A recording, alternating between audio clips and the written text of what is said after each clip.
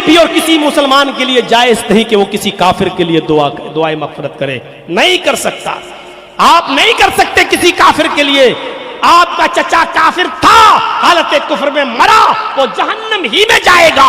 ہاں یہ الگ بات ہے کہ آپ کی سیوا کرتا تھا, آپ کی خدمت کرتا تھا. ہم عذاب میں کمی. نوجوانوں ذرا سوچو, پیشاب کی نلی لگی ہے پھر بھی پڑھنا ہے. آپریشن ہو چکا ہے, ڈاکٹر نے لیٹرین کا راستہ بدل دیا ہے, کینسر ہو گیا ہے, لیٹرین کا راستہ بدل دیا ہے, یہاں تھیلی لٹکی ہوئی ہے, نماز کا ٹائم ہے, آپ ہوش و حواس میں ہو تب بھی نماز پڑھنا ہے. نماز کسی بھی حال میں معاف نہیں ہے. حضرت عمر کا پیٹ پھٹ چکا ہے, کھنجر لگا ہے, دودھ پیتے پیٹ سے نکل جاتا, شہد کھاتے پیٹ سے نکل جاتا, پانی پیتے پیڑ سے نکل جاتا. کسی نے کہا آپ کی فجر کی نماز ابھی ادا نہیں ہوئی. ورحمۃ اللہ وبرکاتہ.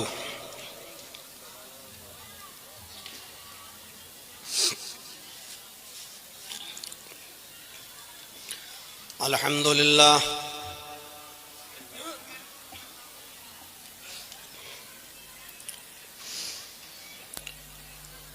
الحمدللہ نحمده ونستعینه ونستغفره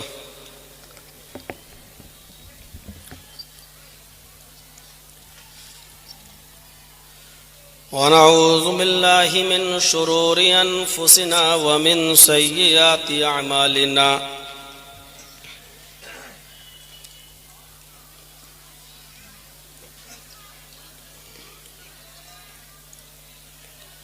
من يهده الله فلا مضل له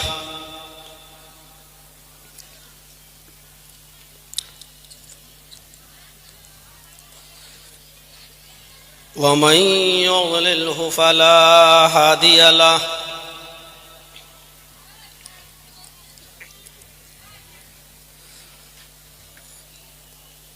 وأشهد أن لا إله إلا الله وحده لا شريك له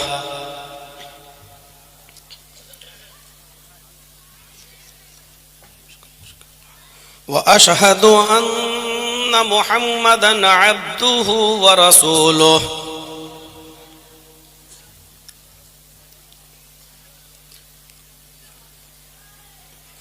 أما بعد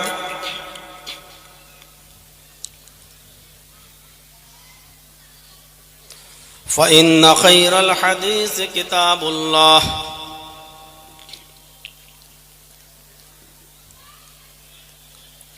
وخير الهدي هدي محمد صلى الله عليه وسلم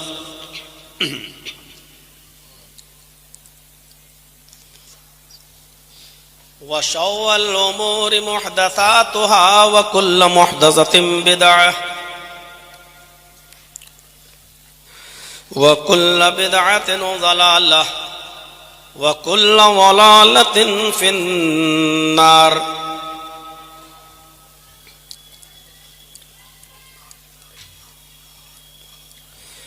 أعوذ بالله من الشيطان الرجيم.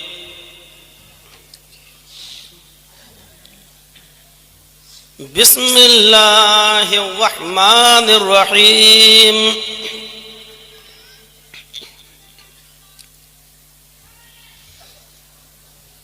اتل ما اوحي إليك من الكتاب وأقم الصلاة إن الصلاة تنهى عن الفحشاء والمنكر ولذكر الله أكبر والله يعلم ما تصنعون.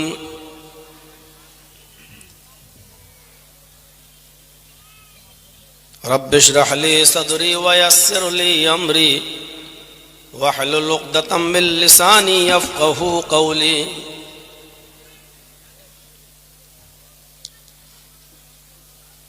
اس عظیم الشان اجلاس کے صدر محترم اور ناظم اجلاس، اسٹیج پر تشریف فرما معقر علماء کرام اور اس عظیم الشان جامعہ کے محترم سیکریٹری جناب جونی صاحب،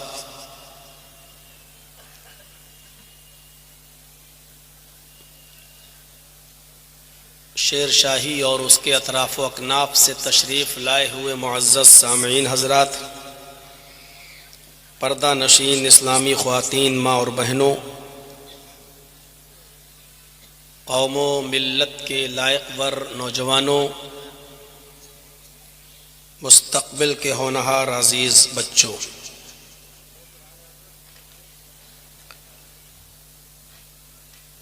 شیر شاہی کا یہ پروگرام بالخصوص اس جامعہ کا یہ پروگرام اپنی نوعیت کا ایک منفرد پروگرام ہوتا ہے۔ مینجمنٹ بہت اچھا ہوتا ہے اور ایک سسٹم کے تحت یہ کام انجام پاتا ہے۔ بنگال کے دوسرے جلسوں کی طرح ہو ہلڑ نہیں ہوتا ہے، شور و ہنگامہ نہیں ہوتا ہے، بہت ہی ڈسپلن کے ساتھ اجلاس منعقد کیا جاتا ہے اور اس کو آخری انجام تک پہنچایا جاتا ہے۔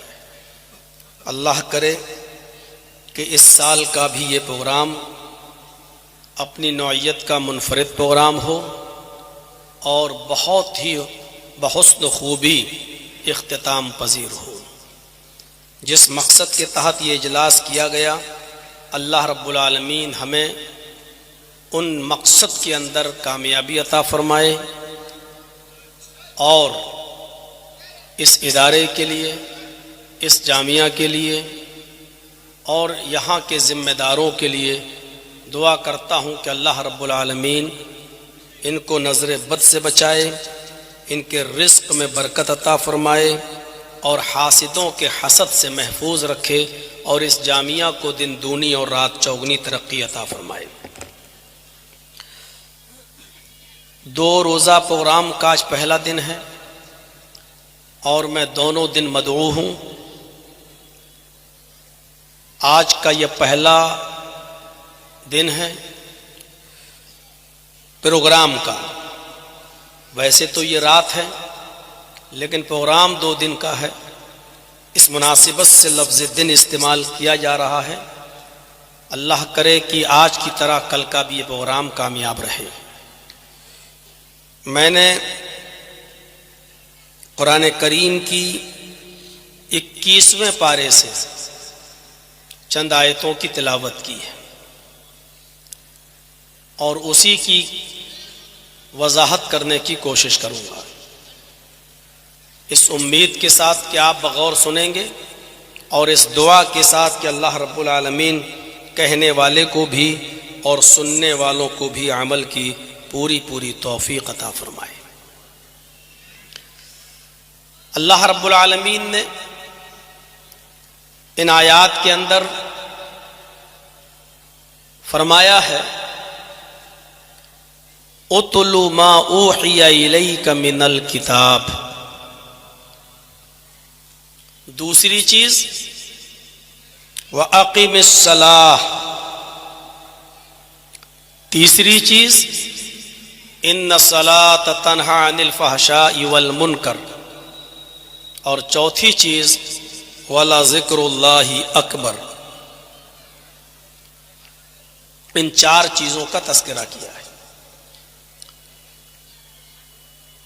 پہلی چیز کی میں وضاحت کر دوں، اس کے بعد دوسری چیز کو میں اٹھاؤں گا۔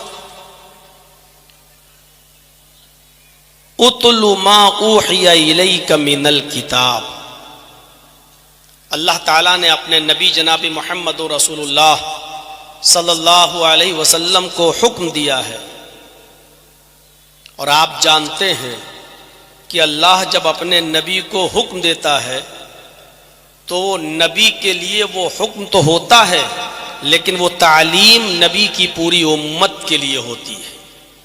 نبی کے ذریعے اللہ پوری امت کو وہ پیغام پہنچانا چاہتا ہے. تو یہاں اللہ نے کہا اتلو ما اوحی الیک من الکتاب، اے محمد صلی اللہ علیہ وسلم آپ اس کتاب کی تلاوت کیجئے جو آپ کی طرف وحی کی گئی، جو آپ کی طرف نازل کی گئی، جو آپ کی طرف اتاری گئی. بالکل واضح ہے قرآن. پوائنٹ یاد رکھیے گا، اللہ نے تلاوت کا حکم دیا ہے. اللہ نے قرآن کو پڑھنے کے لیے نہیں کہا ہے. آج اس بات کو ہم سمجھیں گے کہ قرآن کا پڑھنا کیا ہوتا ہے اور قرآن کی تلاوت کیا ہوتی ہے. تو پہلی چیز کیا کہا اللہ رب العالمین نے فرمایا اتلو ما اوحی الیک من الکتاب. آئے محمد صلی اللہ علیہ وسلم، آئے میرے نبی، آپ اس کتاب کی تلاوت کیجئے جو آپ کی طرف وحی کی گئی، جو آپ کی طرف اتاری گئی، جو آپ کی طرف نازل کی گئی. وَأَقِمِ الصَّلَاةَ، دوسری چیز نماز قائم کیجئے. یہاں پر بھی ایک پوائنٹ یاد رکھیے گا، یہاں اللہ تبارک و تعالی نے نماز پڑھنے کے لیے نہیں کہا ہے، یہاں پر بھی اللہ نے نماز قائم کرنے کے لیے کہا ہے. نماز کا پڑھنا ایک الگ چیز ہوتی ہے اور نماز کا قائم کرنا ایک الگ چیز ہوتی ہے. اللہ نے نماز پڑھنے کے لیے نہیں کہا، اللہ نے نماز قائم کرنے کے لیے کہا ہے. اور اس کے آگے اللہ رب العالمین نے اس کا فائدہ بتایا، بینیفٹ بتایا کہ نماز کا بینیفٹ کیا ہے، نماز کا لابھ کیا ہے، نماز کا فائدہ کیا ہے. ان الصلاۃ تنہا عن الفحشاء والمنکر، نماز انسان کو فحش اور منکر کاموں سے روک دیتی ہے. فحش کہتے ہیں کھلی ہوئی اوپن برائیوں کو جو سب کے سامنے کی جاتی ہیں، ایسے گناہ جو سب کے سامنے کیے جاتے ہیں، یہ فحشا ہے. ان الصلاۃ تنہا عن الفحشاء والمنکر. فحش کہتے ہیں اوپن، کھلے ہوئے، اور ایسے گناہ جو دھڑاکے کے ساتھ سب کے سامنے کیے جاتے ہیں اور ہم اور آپ جانتے ہیں کہ یہ گناہ ہے. اور منکر کہتے ہیں ایسے گناہوں کو جو سب کے سامنے نہیں بلکہ تنہائی میں کیے جاتے ہیں، چوری چوری کیے جاتے ہیں، چھپ کر کیے جاتے ہیں، کسی کے سامنے وہ گناہ نہیں کیے جاتے ہیں لیکن گناہ ہوتے ہیں. ہم دوسروں سے نظریں بچانے کے لیے اور دوسروں سے بچنے کے لیے کہ دوسرا ہمارے اس گناہ کو، اس برائی کو نہ دیکھے، ہم دوسروں سے چھپ کر وہ غلط کام کرتے ہیں. اس برائی کو منکر کہا جاتا ہے. اللہ نے کہا نماز کا بینیفٹ، نماز کا فائدہ یہ ہے کہ ان الصلاۃ تنہا عن الفحشاء والمنکر، یہ نماز انسان کو بے شرمی، بے حیائی، کھلے ہوئے اوپن گناہوں سے بھی روکتی ہے اور ان گناہوں سے بھی روکتی ہے جو گناہ چھپ کر کیے جاتے ہیں اور چپکے سے کیے جاتے ہیں، ان گناہوں سے بھی روک دیتی ہے. یہ تین چیزیں ہو گئی. اور چوتھی چیز وَلَا ذِكْرُ اللَّهِ أَكْبَرُ، اللہ کے ذکر کو معمولی مت سمجھنا. اللہ کا ذکر بہت بڑی چیز ہے. تم اپنے وقت کو ضائع مت جانے دینا، اپنے وقت کو برباد مت جانے دینا. اگر بہت لمبے لمبے ذکر و اذکار نہیں کر سکتے، بہت بڑی بڑی عبادتیں کرنے کا ٹائم نہیں ہے، تو آپ اٹھتے بیٹھتے چلتے پھرتے آپ چھوٹے چھوٹے ذکر و اذکار بھی اپنی زبان پر لا سکتے ہو اور چھوٹے چھوٹے کلمات بھی پڑھ سکتے ہو. وہ پڑھتے رہو. سبحان اللہ، الحمدللہ، اللہ اکبر، لا الہ الا اللہ، لا حول ولا قوت الا باللہ، سبحان اللہ و بحمدہ، سبحان اللہ العظیم. یہ چھوٹے چھوٹے جو کلمات ہیں ان کو پڑھتے رہو اور اپنی زبان سے ادا کرتے رہو. ولا ذکر اللہ اکبر، اللہ کا ذکر بہت بڑی چیز ہے. اور یاد رکھنا واللہ یعلم ما تصنعون، یہ مت سوچنا کہ ہم کچھ بھی کریں کون دیکھ رہا ہے، یہ مت تصور کرنا، ارے کسی کو کیا پتا ہم کیا کر رہے ہیں اور کیا نہیں کر رہے ہیں، یہ تصور تمہارے دماغ میں نہ آنے پائے۔ واللہ یعلم ما تصنعون، اللہ ان تمام کاموں کو جانتا ہے جو تم دنیا میں کرتے ہو، اس سے کوئی چیز چھپی ہوئی نہیں ہے۔ دنیا صبح فجر کے بعد سے لے کر آنکھ کھلتی ہے آپ کی اور جب تک بستر پہ نہیں چلے جاتے ہو سونے کے لیے، پوری فلم آپ کی ریکارڈ ہو رہی ہے، پوری پکچر آپ کی بن رہی ہے، پوری ویڈیو ریکارڈنگ آپ کی ہو رہی ہے، اور کل قیامت کے دن آپ کے سامنے وہ نام اعمال رکھ دیا جائے گا۔ یہ کھولتے جاؤ گے، پڑھتے جاؤ گے، آپ کو برائیاں یاد نہیں ہوں گی، جب ان برائیوں پہ نظر پڑے گی تو یاد آ جائے گا ہاں ہم نے دنیا میں یہ کام کیا تھا، اور پڑھتے جاؤ گے اور کہتے جاؤ گے کہ اے اللہ یہ تو نے مجھے کون سی کتاب دے دی، اے اللہ یہ تو نے مجھے میرے ہاتھ میں کون سا نام اعمال دے دیا، اے اللہ یہ تو نے مجھے کون سا کس خبر سے آگاہ کر دیا، کون سی کتاب تو نے مجھے دے دی، اس میں تو میرے چھوٹے سے چھوٹے گناہ بھی درج ہیں، چھوٹی سی چھوٹی برائی بھی درج ہے، جو ہمیں یاد نہیں وہ بھی درج ہے، اس میں تو کوئی چیز چھپائی نہیں گئی ہے، وہ ساری کی ساری چیزیں ہمارے سامنے پیش کر دی جائیں گی۔ ہماری پوری زندگی کی ریکارڈنگ ہو رہی ہے، آپ کے کاندھوں پر کرامن کاتبین جو برائیاں اور نیکیاں لکھ رہے ہیں، آپ کی پوری پکچر بنا رہے ہیں، آپ کی پوری ویڈیو ریکارڈنگ ہو رہی ہے۔ قیامت کے دن اللہ تمہاری زبانوں پر مہر لگا دے گا، منہ بند کر دے گا، تمہارے ہاتھ گواہی دیں گے ان گناہوں کی جو ان ہاتھوں سے کیے ہوں گے، تمہارے پیر گواہی دیں گے ان گناہوں کی جو تم نے اپنے پیروں سے چل کر کیے ہوں گے، تمہاری آنکھ گواہی دے گی ان گناہوں کی جو تم نے اس آنکھ سے دیکھا ہوگا، تمہارے کان گواہی دیں گے ان برائیوں کی جو تم نے اپنے ان کانوں سے سنا ہوگا، تمہارے جسم کا ایک ایک حصہ، باڈی کا ایک ایک پارٹ اللہ رب العالمین کے سامنے تمہاری اور ہماری پول کھول کے رکھ دے گا۔ تو وَلَا ذِكْرُ اللَّهِ اکبر، اللہ کا ذکر بہت بڑی چیز ہے۔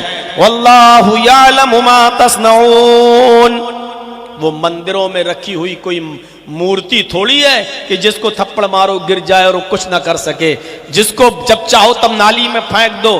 دیکھا ہوگا گنپتی کے موقع پر آپ نے، لوگ بمبئی میں دیکھیے اکثر جب گنپتی کا تیوہار آتا ہندو بھائیوں کا تو میرے پروگرام اس وقت بمبئی میں ہوتے ہیں، دیکھیے راستے جام ہو جاتے ہیں۔ عقل دیکھیے آپ، اپنے ہاتھ سے بنائیں گے، سجائیں گے، رنگیں گے، کلر کریں گے، پوتیں گے، بہت 18 اور 20 میٹر کا گنپتی بنائیں گے، اور سب کچھ کرنے کے بعد پھر آخری دن لے جا کر کسی گنگا میں، ندی میں اتنی بری طریقے سے پھینکتے ہیں کہ صبح جائیے تو کسی کی گردن ٹوٹی پڑی ہے، کسی کا ہاتھ ٹوٹا پڑا ہے، کسی کا پیر ٹوٹا پڑا ہوا ہے۔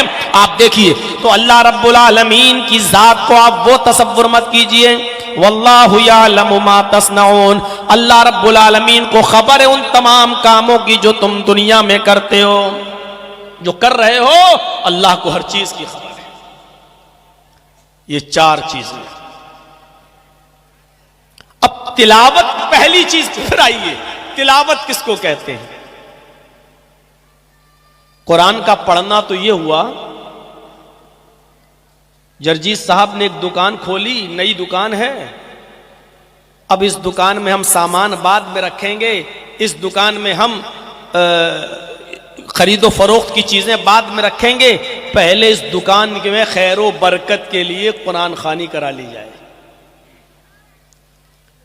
مدرسے کے چند بچوں کو بلا لیا یا گاؤں کے محلے کے چند لوگوں کو بلا لیا اور سب کے ہاتھ میں ایک ایک پارا دے دیا، پڑھیے، اور لے کے بیٹھ گیا وہ وہاں۔ اعوذ باللہ من الشیطان الرجیم، بسم اللہ الرحمن الرحیم، الحمدللہ رب العالمین الرحمن الرحیم مالک یوم الدین، ہو گیا، غیر المغضوب علیہم ولا الضالین، بسم اللہ الرحمن الرحیم، الف لام میم ذالک الکتاب لا ریب فیہ۔ اس نے ایک پڑھ لیا، اس نے دوسرا پڑھ لیا، اس نے تیسرا پڑھ لیا، اس نے چوتھا پڑھ لیا، 30 پارے ایک دن میں ہو گئے۔ یہ ہے پڑھنا۔ ایک پڑھنا یہ ہے کہ رمضان میں ہم مہینہ آیا پورے سال قرآن گھر میں رکھا رہا, کسی نے کھول کے نہیں دیکھا. رمضان کے مہینے میں روزہ قرآن پڑھ رہے ہیں, ہمیں اس ایک مہینے میں 3 پڑھنا ہے, 4 پڑھنا ہے, 5 پڑھنا ہے, کم سے کم 1 تو پڑھنا ہی ہے. بیٹھ گئے, الف لام میم ذالک الکتاب لا ریب فیہ ھدی للمتقین, پڑھنا شروع کر دیا اور ایک پارہ ختم. یہ ہے قرآن کا پڑھنا. یہاں اللہ نے یہ کہا کہ قرآن کی تلاوت کرو. تلاوت میں اور پڑھنے میں فرق ہے. پڑھنے کے لیے کہا ہی نہیں ہے, اللہ نے کہا تلاوت کرو. تلاوت کا معنی کیا ہوتا ہے؟ پہلے تو ہم اس کو لغوی معنی سے سمجھیں. عربی زبان میں تلا یتلو کا جو باب نصرہ سے آتا ہے, اس کا معنی ہوتا ہے پیچھے پیچھے چلنا. تلا یتلو کا معنی ہوتا ہے پیچھے پیچھے چلنا. اب اس کا ترجمہ میں یوں کرتا ہوں لغوی اعتبار سے, غور کیجئے گا. اُتْلُ مَا أُوحِیَ إِلَيْکَ مِنَ الْکِتَابِ, اے محمد صلی اللہ علیہ وسلم آپ اس کتاب کے پیچھے پیچھے چلیے جو آپ کی طرف اتاری گئی ہے. یہ لغوی معنی ہو گیا. پہلے میں نے ترجمہ کیا تھا اس کتاب کی تلاوت کیجئے جو آپ کے اوپر اتاری گئی ہے. اب میں نے لغوی ترجمہ کیا, اے محمد صلی اللہ علیہ وسلم آپ اس کتاب کے پیچھے پیچھے چلیے جو آپ کی طرف نازل کی گئی, جو آپ کی طرف اتاری گئی. پیچھے پیچھے چلنے کا مطلب ہوتا ہے نقش قدم پر چلنا. ایک بیٹا وہی کام کرے جو اس کا باپ کرتا ہے تو لوگ کیا کہتے ہیں, یہ بیٹا اپنے باپ کے نقش قدم پہ چل رہا ہے. ایک طالب علم وہی کام کرے جو اس کا استاذ کرتا ہے تو کیا کہا جاتا ہے, یہ طالب علم وہی کام کر رہا ہے جو اس اپنے استاذ کے نقش قدم پہ چل رہا ہے. پیچھے پیچھے چلنا کا مطلب یہ ہوتا ہے قرآن نے جو کہا ہے پہلے پڑھو سمجھو پھر اس کے پیچھے پیچھے چلو. یعنی جو کہا ہے اس کو کرو اور جس کام سے روکا ہے اس سے رک جاؤ. یہ ہے تلاوت کا مطلب, یا یہ ہے پیچھے پیچھے چلنے کا مطلب. سنجیدگی سے غور کیجئے گا, ہم اور آپ قرآن کے کتنے پیچھے پیچھے چل رہے ہیں. اور قرآن کے پیچھے پیچھے وہی چلے گا جو قرآن کو سمجھ کر پڑھے گا. آئیے قرآن پڑھا ہم نے, پہلی آیت اٹھائیے. بسم اللہ کے بعد الحمدللہ رب العالمین. عمریں گزر گئیاں, کوئی 40 سال کا بیٹھا ہوگا, کوئی 50 سال کا بیٹھا ہوگا, کوئی 80 سال کا بیٹھا ہوگا. نمازیں پڑھتے ہوئے بھی ایک لمبی عمریں گزر گئیں. ابھی اس سے پوچھو کہ سورہ فاتحہ سنا تو سنا دے گا. اللہ اکبر, کہو سورہ فاتحہ پڑھو, پڑھ دے گا. الحمدللہ رب العالمین الرحمن الرحیم مالک یوم الدین ایاک نعبد و ایاک نستعین اہدنا الصراط المستقیم صراط الذین انعمت علیہم غیر المغضوب علیہم ولا الضالین. ابھی سنا دے گا. اب اس سے یہ پوچھو, پڑھ تو لیا تو نے, لیکن یہ بتاؤ کہ الحمد کے معنی کیا ہوئے؟ خاموش. یا بتا دے گا ساری تعریفیں. اب اس سے پوچھو کہ الحمد میں الف لام کیسا آیا ہے؟ یہ الف لام کون سا ہے؟ نہیں معلوم. اس سے پوچھو کہ یہ تمام کا لفظ جو آ رہا, تمام تعریفیں اللہ کے لیے, یا ساری تعریفیں اللہ کے لیے, یہ ساری کا اور تمام کا لفظ کہاں ہے عربی میں؟ الحمد کے معنی تو تعریف کے ہوتے ہیں, یہ تمام کا لفظ کہاں ہے؟ ساری کی ساری تعریفیں اللہ کے لیے کہاں ہیں؟ ابھی نہیں معلوم. اب اس سے پوچھو کہ الحمد کے بعد للہ آیا ہے, الحمدللہ, یہ للہ کیوں ہوا ہے؟ اس سے پوچھو کہ اللہ نے کبھی قرآن میں اللہ کہا, کبھی اللہ کہا, کبھی اللہ ہی کہا, ایسا کیوں ہے؟ کبھی کہا ان اللہ علی کل شیء قدیر, ان اللہ, یہاں ان اللہ کے اللہ کہا ہے. کبھی آپ آیت الکرسی پڑھیں گے تو اللہ ہے, اللہ لا الہ الا هو الحی القیوم. اس سے پوچھو کہ کبھی اللہ آ رہا, کبھی اللہ اور کبھی اللہ ہی, लिल्लाहि मा फिस समावाति व मा फिल अर्ज़, कभी लिल्लाहि ऐसा क्यों नहीं मालूम। इससे पूछो कि जब अल्लाह आ ही चुका था तो फिर रब लाने की जरूरत क्या थी। अल्हम्दुलिल्लाहि रब्बिल आलमीन, फिर रब क्यों लाया गया। और जब रब लाया गया तो रब के साथ रब्बुल मुस्लिमीन क्यों नहीं कहा गया, रब्बुल मोमिनीन क्यों नहीं कहा गया। यहां रब्बुल आलमीन का लफ्ज क्यों आया है।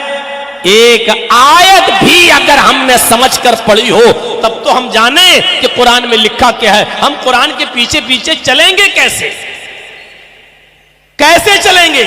अभी पढ़ चुका है नियत बांधे बांधे, औज़ु बिल्लाहि मिनश शैतानिर रजीम बिस्मिल्लाहिर रहमानिर रहीम। यहां उसने पढ़ा है नमाज में अल्लाहुम्मा बाइद बैनी व बैन खताया के बाद या सुब्हानक अल्लाहुम्मा व बिहम्दिका व तबारक अस्मो के बाद इसने पढ़ा है औज़ु बिल्लाहि मिनश शैतानिर रजीम बिस्मिल्लाहिर रहमानिर रहीम। देखिए यहां अर रहमानिर रहीम पढ़ चुका है। अब उससे पूछो कि जब तू पढ़ चुका था बिस्मिल्लाहिर रहमानिर रहीम पढ़ चुका है तो अल्हम्दुलिल्लाहि रब्बिल आलमीन के बाद फिर अर रहमानिर रहीम क्यों पढ़ रहा है, या रहमानिर रहीम क्यों आ रहा। क्या समझा, कैसे कुरान के पीछे पीछे चलेगा आज का इंसान। मेरे भाइयों, जब उसको अभी एक आयत का भी इल्म नहीं है, पूछ लो रमजान से, हमारी माँ बहनें बेटियां बैठी हुई हैं, पूछो इनसे, 2 पढ़े हमने। अपनी सहेलियों को फोन करके कहती हैं, ए तूने कितने कुरान पढ़ लिए, हमने 2 पढ़ लिए। दूसरी कहती है हमने 3 पढ़ लिए। चौथी कहती बहुत काम लगा था इसलिए हम एक ही पढ़ पाए। ऐसे पढ़ने से कोई फायदा नहीं है। क्या फायदा है ऐसे, जब तुम्हें यही नहीं मालूम कि कुरान हमें कहां जाने का हुक्म दे रहा है और कहां जाने से रोक रहा है। तो ऐसे कुरान को पढ़ने से मेरे भाइयों क्या फर्क पड़ता है हमारी जिंदगी पर। एक चटियल मैदान है, चिकना पहाड़ है, उसके ऊपर बारिश आती है, पानी गिरता है, ऊपर गिरा नीचे बह गया। उस पहाड़ को कोई फायदा नहीं मिलता, क्यों, वो चिकना है। बारिश उसके ऊपर आई और बह गई। और एक जमीन है आपकी कच्ची जमीन, इस पर बारिश हुई, जमीन ने पानी को चूस लिया, जज्ब कर लिया, फिर उस पानी से हरियाली पैदा होती है, उस जमीन से हरी भरी सब्जी पैदा होती है, और कुछ महीनों के बाद सब्जी दूसरों के घरों में कट के पहुंच जाती है, सब उससे फायदा। यानी जमीन भी पानी से फायदा उठा रही है और फिर फल भी और सब्जी भी पैदा कर रही है, फिर वो सब्जी दूसरों को भी खाने को मिल रही है। ऐसा बनो कि कुरान खुद जज्ब करो, कुरान पर खुद अमल करो, और तुम्हारे इल्म से, कुरान की आयतों से फिर दूसरे लोग भी फायदा हासिल करें, दूसरे लोगों को भी फायदा पहुंचे। ये है कुरान को की तिलावत का मतलब। उतलु मा उहिया इलैका मिनल किताब, उस किताब के पीछे पीछे चलो जो आपकी तरफ उतारी गई, जो आपकी तरफ नाजिल की गई। हजरत आयशा सिद्दीका से किसी ने पूछा कि अम्मी आयशा, अल्लाह के नबी के अखलाक कैसे थे, अल्लाह के रसूल के अखलाक कैसे थे, अखलाक कैरेक्टर स्वभाव, अल्लाह के नबी के अखलाक कैसे थे। तो उन्होंने जवाब ये दिया, क्या तुम कुरान नहीं पढ़ते। गौर कीजिए, यहां लफ्ज़े पढ़ना अच्छा भी लग रहा है, अभी बताऊंगा मैं। आए अम्मी आयशा, अल्लाह के नबी का अखलाक क्या था, कैसा था। तो हजरत आयशा कहती है, क्या तुम कुरान नहीं पढ़ते। कहा क्यों नहीं पढ़ता हूं। फरमाया कुरान की जीती जागती तस्वीर थे, यानी कुरान में जो लिखा है, अगर देखना है कि कुरान में क्या लिखा है तो वो मोहम्मद रसूलुल्लाह की जिंदगी को देख ले। आपका उठना बैठना, लेटना, सोना, जागना, खाना पीना, शादियां, चलना, ये तमाम, नमाज, रोजा, हज, ज़कात, पड़ोसियों के साथ हुस्ने सुलूक, बेवाओं के साथ हुस्ने सुलूक, काफिरों के साथ हुस्ने सुलूक, कैदियों के साथ हुस्ने सुलूक, बच्चों के साथ, बूढ़ों के साथ, यतीमों के साथ, ये तमाम चीजें आपके जो देखने में आती हैं, ये अल्लाह के रसूल सल्लल्लाहु अलैहि वसल्लम कुरान से सीखते हैं। यानी कुरान की हूबहू तस्वीर है, अमली तस्वीर है कुरान की। यानी कुरान में जो लिखा है वो देखना हो तो मोहम्मद रसूलुल्लाह की जिंदगी पर नजर डाल लो। यानी कुरान के मुताबिक चलना। आप कुरान के मुताबिक चला करते थे, आप कुरान के मुताबिक अपनी जिंदगी गुजारा करते थे। ये था नबी अकरम का अखलाक। ہمارا اخلاق کیا ہے؟ ابھی جلسہ ختم ہوگا، ابھی سائیکل اٹھانے میں ہم لڑنے لگیں گے، ایسے کر، ویسا کر، یہ ابھی جلسہ ختم ہونے کے بعد ہم اس حد تک گر جائیں گے کہ ابھی ہم لڑنا شروع کر دیں گے نکلتے وقت، پہلے ہم نکالیں گے، ارے تو ایسے کر، تو ویسے کر، سائیکلیں نکالنے میں ہم لوگ لڑنے لگتے ہیں۔ حضرت عائشہ صدیقہ کہتی ہیں جو کچھ قرآن میں لکھا ہے وہی نبی اکرم کے اخلاق تھے۔ اُتْلُ مَا أُوحِیَ إِلَيْکَ مِنَ الْکِتَابِ، اس کتاب کی تلاوت کیجئے جو نازل کی گئی، جو اتاری گئی آپ کے اوپر۔ کبھی آپ سعودیہ جائیں حج کرنے یا عمرہ کرنے، ویسے اب تو ویزا عام ہو گیا ہے، پہلے صرف مکہ مدینہ اور جدہ تک ہی جا سکتے تھے آپ، لیکن اب تو عمرے کے ویزے سے آپ پورا سعودی عرب بھی گھوم سکتے ہیں، اب تو ویزا عام کر دیا ہے۔ تو آپ جائیے گا طائف کی سرزمین پر، یا آپ چلے جائیے گا حائل یا بریدہ یا دمام کی طرف۔ میں گیا ہوں، وہاں کچھ ہمارے ساتھی لوگ ہم کو اونٹنی کا دودھ پلانے کے لیے لے گئے کہ چلیے آپ چلیں۔ ہم نے تو کبھی پیا نہیں تھا، تو تھوڑا سا اندر سے بھی ایسا لگ رہا تھا کہ پی کے کیا پتا کیسا ہوگا، لیکن لے گئے۔ وہاں ایک چھوٹا سا بچہ تھا اونٹنی کا، تو وہ دیہاتی جو دودھ دوہتے تھے اونٹنی کا اور فوراً پلاتے تھے، اونٹنی کا دودھ فوراً جیسے ہی اس کے تھن سے نکالا جائے ویسے ہی آپ کو پینا پڑے گا۔ اگر آپ نے تھوڑی دیر کے لیے رکھ دیا تو اس میں اتنے کیڑے پیدا ہو جاتے ہیں کہ آپ اس کو دیکھ کر پھر دودھ پی نہیں سکیں گے۔ تو وہ دیہاتی جو تھا، اعرابی جو دیہاتی تھا، بدوی، وہ اونٹنی جو بچہ دیتی ہے، بچہ اس کا ایک بچہ تھا، تو وہ بچہ اپنی اونٹنی کے پیچھے پیچھے چل رہا تھا، اس بچے کو کہہ رہا تھا تل تل تل۔ تو میں نے وہاں کے لوگوں سے پوچھا جو ہم کو دودھ پلانے کے لیے لے کے گئے، یہ تلو تلو کیا چلا رہا ہے؟ تو وہ لوگ کہتے ہیں ہاں کچھ جگہ تلو بولتے ہیں، کچھ جگہ تلو بولتے ہیں، یہ تلو ہے تلو ایک ہی چیز ہے۔ تو ہم نے کہا اس کا کیا مطلب ہے؟ تو کہا یہ اونٹنی کے بچے کو تلو بولتے ہیں، یہ بچہ اپنی ماں کے پیچھے پیچھے چلتا ہے، یعنی ماں جہاں چارہ چگنے جا رہی ہے، کھانے جا رہی ہے، یہ بچہ بھی ماں کے ساتھ جا رہا ہے۔ یہ ماں تھوڑی 10 قدم آگے بڑھی، یہ بچہ اپنی ماں کے ساتھ چلا گیا۔ جو بچہ اپنے ماں کے پیچھے پیچھے چلتا ہے اس بچے کو تلو کہتے۔ میرے دماغ میں ایک دم آ گیا جب اس بچے کو تلو کہا جاتا ہے کیونکہ یہ بچہ اپنے ماں کے پیچھے پیچھے چلتا ہے، تو جنگل کے خطرناک جانوروں سے وہ محفوظ رہتا ہے، جنگل کے خطرناک جانوروں سے وہ بچا ہوا رہتا ہے، اس لیے عرب کے لوگ اس بچے کو تلو کہتے ہیں۔ اور اسی سے مشتق، اسی سے بنا ہے تلاوت۔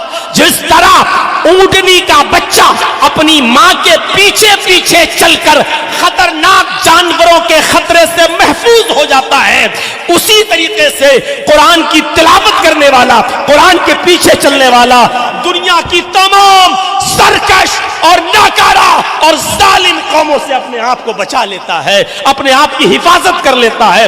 جس طرح اونٹنی کا بچہ اپنی ماں کے پیچھے چلتے ہوئے اپنی جان کو خطرناک جانوروں سے محفوظ کر لیتا ہے، اسی طریقے سے قرآن کے پیچھے چلنے والا انسان دنیا کی ساری قوموں سے اپنے آپ کو محفوظ کر لیتا ہے۔ یعنی قرآن پڑھو گے تو امن و امان میں اور شانتی کے اندر آ جاؤ گے۔ تو میرے بھائیو یہ ہے تلاوت کا مطلب۔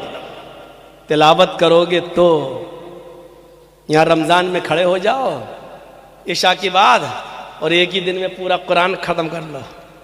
امام صاحب کھڑے ہو گئے اللہ اکبر اور چلائی راجدھانی ایکسپریس، غیر المغضوب علیہم ولا الضالین تک تو صحیح چلی، اس کے بعد میں الف لام میم، الف لام میم بھی سمجھ میں آ جاتا ہے، اس کے بعد کا اسپیڈ نہیں سمجھ میں آتی۔ ذالک الکتاب لا ریب فیہ ھدی للمتقین الذین یؤمنون بالغیب ویقیمون الصلاۃ ومما رزقناہم ينفقون۔ ينفقون، تنفقون، یعلمون، تعلمون کے علاوہ پھر آپ کو کچھ سمجھ میں نہیں آئے گا۔ یہ کون سی تلاوت ہے اور یہ کون سی قرآن کی عزت ہے، ذرا سوچو، کون سی عزت ہے؟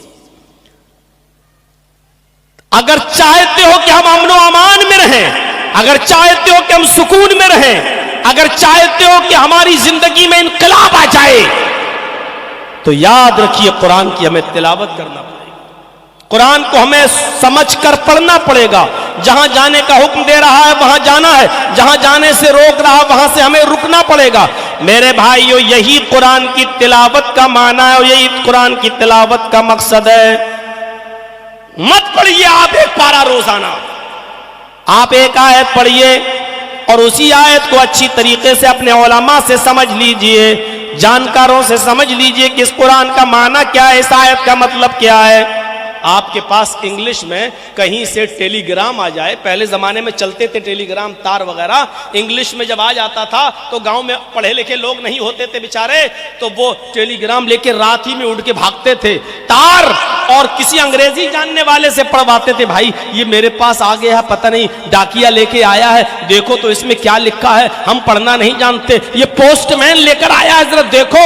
جب وہ انگلش میں اس کو پڑھتا تھا اور اس گاؤں کے رہنے والے آدمی کو سمجھاتا تھا کہ اس میں یہ لکھا ہے، جب تک وہ انگلش کے اس لیٹر کو یا اس ٹیلی گرام کو یا اس تار کو سمجھ نہیں لیتا تھا کسی جاننے والے سے، اس کو سکون نہیں ملتا تھا، اس کو سکون نہیں ملتا تھا. میرے بھائیو، قرآن کریم کے اندر یہ 6666 جو آیتیں ہیں یہ ٹیلی گرام ہیں. تمہیں نیند نہیں آنی چاہیے اس وقت تک جب تک کہ تم ایک تار، ایک ٹیلی گرام کو روزانہ اپنے عالم سے سمجھ نہ لو. اس میں کیا لکھا ہے، اس کا معنی کیا ہے، اس کا مطلب کیا ہے، یہ آیت ہمیں کہاں جانے کا حکم دے رہی ہے، یہ آیت ہمیں کہاں جانے سے روک رہی ہے. ایک آیت سمجھ لی، اب ٹھیک ہے، اب دوسرے دن آپ دوسری آیت کو سمجھیے.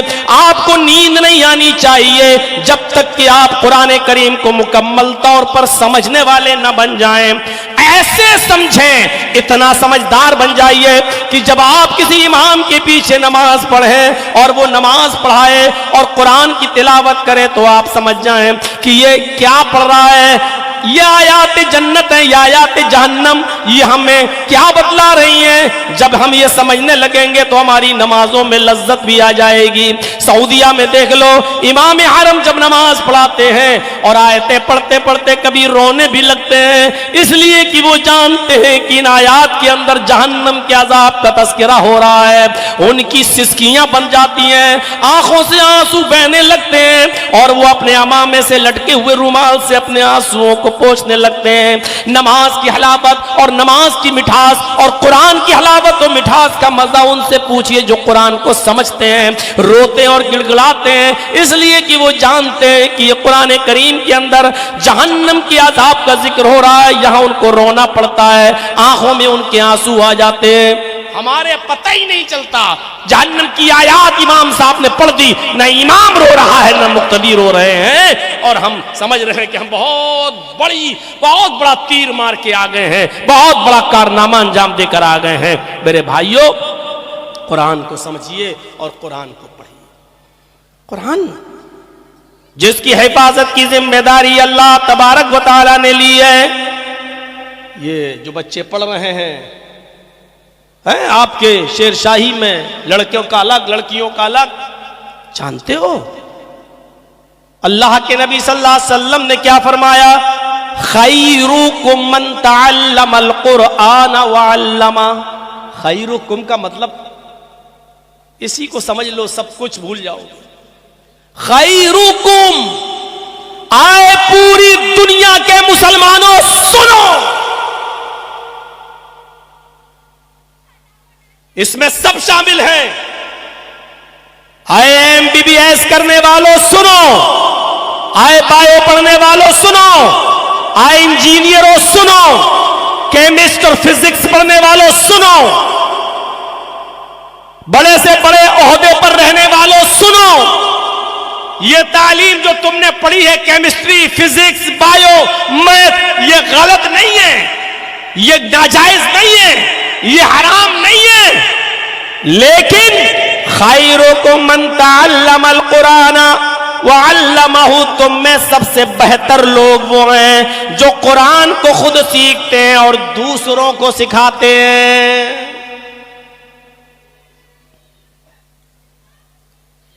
ایک عیسائی نے جو بہت بڑا سائنٹسٹ تھا، غور کیجئے، اس نے قرآن کو پڑھا تو قرآن کو پڑھنے کے بعد اس نے ایک کتاب ہی لکھ ڈالی، اسلام، بائبل اور قرآن۔ اسلام سائنس، اسلام بائبل اور قرآن سائنس کی روشنی میں، سائنس کی روشنی میں اس نے ایک کتاب ہی لکھ ڈالی، اور اس نے قرآن کریم کو اپنے سائنٹیفک تجربے سے بیان کر کے یہ بتایا کہ قرآن کے اندر کیمسٹری بھی ہے، قرآن کے اندر بایو بھی ہے، قرآن کے اندر فزکس بھی ہے، قرآن کے اندر میتھ بھی ہے۔ پڑھنے والا چاہیے، چونکہ وہ ایک سائنٹسٹ تھا، اس نے قرآن کریم کے آیتوں سے سائنس کھوج کے نکالی اور اس نے پوری ایک کتاب لکھ ڈالی اتنی موٹی، اور اس کا نام رکھا اسلام، قرآن، بائبل، سائنس کی روشنی میں۔ ذرا آپ غور کریں میرے بھائیوں، اس نے قرآن کو سائنس کی روشنی سے ثابت کر کے رکھ دیا۔ اندازہ لگا سکتے ہیں آپ، اذا زلزلت الارض زلزالها، جب زمین کے اندر زلزلہ آئے گا، بھوکمپ آئے گا، کیسے آئے گا؟ اس نے قرآن سے ثابت کر دیا کہ ایک دن آئے گا۔ قرآن جھوٹا نہیں ہے۔ اس نے بتایا کہ زمین کے اندر ایک لاوا سلگ رہا ہے، اور زمین، سورج کی روشنی جتنی کم ہوتی جا رہی ہے، زمین اتنا اوپر کی طرف بڑھتی جا رہی ہے۔ اس نے کہا کہ ایک دن یہ سورج ہماری زمین سے 1 میل کے فاصلے پر ہوگا۔ کیسے ہوگا؟ اذا الشمس کورت، جب سورج کو لپیٹ دیا جائے گا۔ ارے سورج کو لپیٹنے کا مطلب کیا ہے؟ سورج لپیٹا جائے گا؟ نہیں، سورج کی روشنی ختم ہوتی چلی جائے گی۔ جیسے جیسے سورج کی روشنی کم ہوتی جائے گی، زمین اپنے پرانیوں کو، اپنی مخلوق کو زندہ رکھنے کے لیے جتنی سورج کی گرمی کی ضرورت پڑے گی اتنی اوپر اڑتی چلی جائے گی۔ سورج کی گرمی جیسے جیسے کم ہوتی جائے گی، زمین آٹومیٹک اوپر کی طرف اٹھتی چلی جائے گی، اور ایک دن آئے گا کہ زمین اور سورج کے بیچ میں صرف 1 میل کا فاصلہ رہ جائے گا، 1.5 کلومیٹر کا فاصلہ رہ جائے گا۔ تکون الشمس یوم القیامت کمقدار میل۔ اس نے قرآن کی آیت سے ثابت کیا کہ ایک دن سورج کی روشنی ختم ہوگی اور زمین اور سورج کے درمیان 1 میل کا فاصلہ ہوگا۔ قرآن کے اندر سائنس ہے۔ زمین میں لاوا پھیل جائے گا، اور زمین کا وہ لاوا پھٹے گا جس سے زمین ڈگمڈول ہو جائے گی، زمین ہلے گی، اور جب زمین میں بھوکمپ آئے گا تو زمین اپنے خزانے کو نکال کر باہر پھینک دے گی۔ زمین میں جو کچھ بھی خزانہ ہے وہ باہر نکال دے گی، سونا، چاندی، ہیرے، جواہرات سب باہر پڑے ہوں گے۔ قرآن کہتا وَأَخْرَجَتِ الْأَرْضُ أَثْقَالَهَا، زمین اپنے اندر کے سامان کو، اپنے اندر کے ذخیرے کو باہر نکال دے گی۔ وَقَالَ الْإِنسَانُ مَا لَهَا، اس دن انسان کہے گا کہ زمین کو کیا ہو گیا ہے، انسان کہے گا کہ زمین کو کیا ہو گیا ہے۔ بِأَنَّ رَبَّكَ أَوْحَىٰ لَهَا، زمین کو کچھ نہیں ہوا، تیرے رب کا حکم ہے، وہ تو وہی کر رہی ہے جو اس کے رب کا حکم ہے۔ يَوْمَئِذٍ يَصْدُرُ النَّاسُ أَشْتَاتًا لِيُرَوْا أَعْمَالَهُمْ، انسانوں کے نام اعمال کھول دیے جائیں گے۔ اس دن وہ دیکھ لے گا کہ ہم نے ذرہ برابر نیکی کی ہوگی تو اس کو بھی، اور ذرہ برابر برائی کی ہوگی اس کو بھی۔ یومئذ یصدر الناس اشتاتا لیروا اعمالهم، وہ اپنے اعمال کو دیکھ لے گا۔ اس سے پہلے اللہ نے کہا یومئذ تحدث اخبارها، زمین اپنے اندر بیتے ہوئے لوگوں کے حالات بیان کرے گی، گزرے ہوئے لوگوں کے حالات بیان کرے گی۔ زمین بولے گی اللہ میری چھاتی پر کھڑے ہو کر اس نے شراب کا اڈا کھلوایا تھا، اللہ میری چھاتی پہ کھڑے ہو کر اس نے کیرم بورڈ کا اڈا کھلوایا تھا، اللہ میری چھاتی پہ کھڑے ہو کر اس نے فلم ہال کا اڈا کھلوایا تھا، اللہ میری چھاتی پہ کھڑے ہو کر اس نے مسجد بنائی تھی، اللہ میرے سینے پر بلڈوزر چلا کر اور کھود کھاد کر اس نے مدرسے کو تعمیر کیا تھا۔ وہ انسانوں کے اچھے برے حالات بیان کرے گی۔ پہلے زمانے میں سمجھا نہیں جاتا تھا، وہ سائنٹسٹ لکھتا ہے اپنی کتاب کے اندر، اسلام، بائبل اور قرآن سائنس کی روشنی میں، اس کتاب کے اندر وہ آدمی لکھتا ہے کہ زمین کا بولنا یہ محال لگتا ہے، لیکن زمین بے جان ہے، وہ کیسے بولے گی؟ اس نے کہا ریڈیو بے جان ہے، کیسے بولتا ہے؟ ٹیلی ویژن بے جان ہے، کیسے بولتا ہے؟ آپ کا آلہ کان میں لگایا اور سینے پہ لگایا، دل کی دھڑکن بولتی ہے اور آپ آلے کے ذریعے سنتے ہیں۔ یہ آلہ بے جان چیز ہے، یہ کیسے بولتا ہے؟ موبائل بے جان چیز ہے، دیکھیے اس میں سے آواز نکلتی ہے اور آپ اپنے کانوں سے سنتے ہیں۔ اس نے کہا جب یہ سب چیزیں بے جان ہیں، یہ بولتی ہے، ارے لوہا زمینی سے تو پیدا ہوتا ہے، پلاسٹک زمینی سے تو پیدا ہوتی ہے، تانبا زمینی سے تو پیدا ہوتا ہے، زمین سے پیدا ہونے والی ان چیزوں کو توڑ مروڑ کر موبائل یا ٹیلی ویژن یا ریڈیو یا ٹیپ ریکارڈ بنا دیا گیا۔ جب یہ چیزیں بولنے لگی ہیں تو پھر زمین کیوں نہیں بولے گی جب یہ ساری کی ساری چیزیں اس کے اندر موجود ہیں؟ اس لیے زمین بھی انسانوں کی گواہی دے گی۔ اے اللہ، یہ وہ ہے جس نے میری چھاتی پہ کھڑے ہو کر فلاں کا قتل کیا تھا، فلاں کا مرڈر کیا تھا، فلاں کو مار دیا تھا، فلاں کی جان لے لی تھی، اس کی بیوی کو بیوہ کر دیا تھا، اس کے بچوں کو یتیم کر دیا تھا۔ موزم پور والے ہیں تو نہیں؟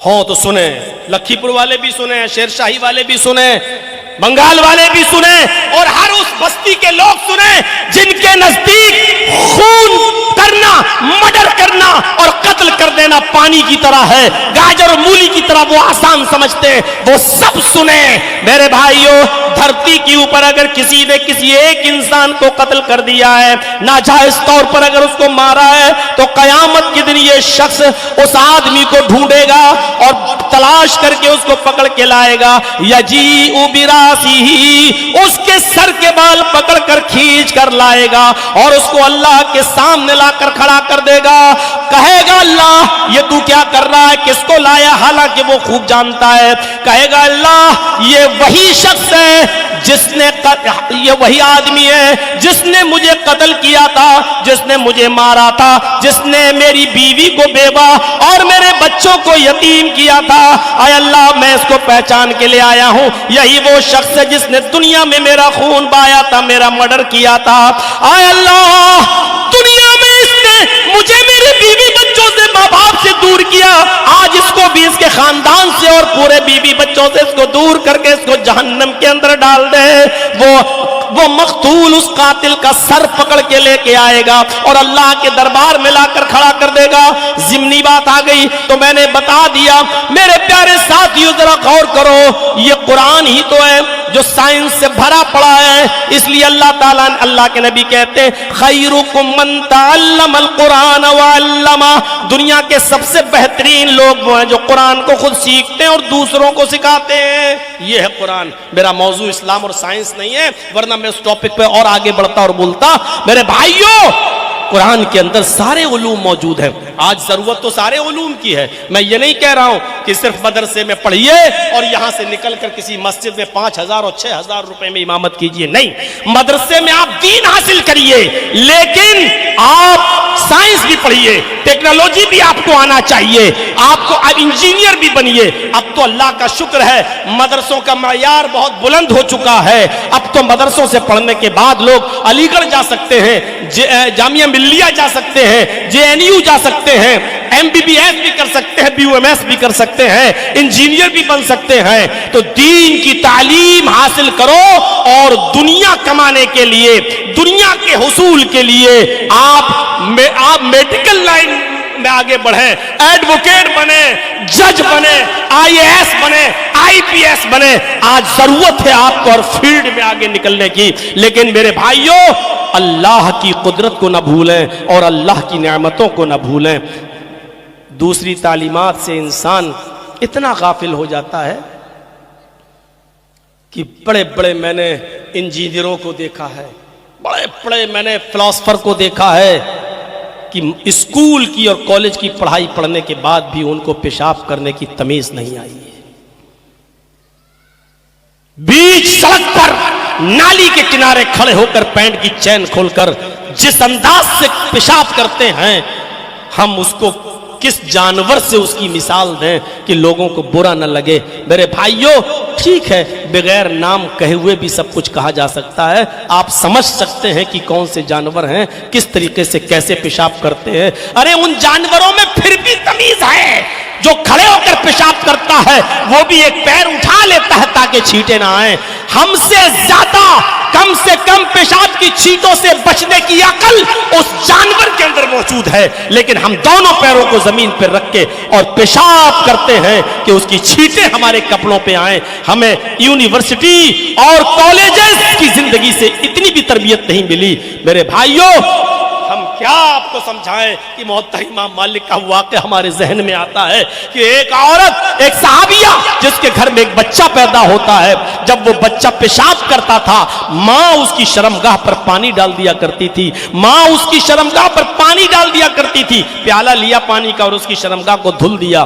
وہ بچہ پانی پیشاب کرتا، ماں اس کو دھل دیتی، جانتا نہیں ہے، چھوٹا بچہ ہے، پہلا دن تھا اس کا، کھڑا ہوا، پیشاب لگا تو پانی کا پیالہ لیا اور چلنے لگا۔ ماں دیکھ رہی ہے کہ دیکھیں میرا بیٹا کہاں جاتا ہے، ماں دیکھ رہی ہے، اور بچہ پانی کا پیالہ لے کر استنجا کرنے جا رہا ہے، پیشاب کرنے۔ وہ بیٹھ جاتا ہے نالی کے کنارے گھر کے باہر اور پیشاب کرتا ہے۔ ماں پیچھے سے دیکھ رہی ہے کہ دیکھیں میرا بیٹا کیا کرتا ہے۔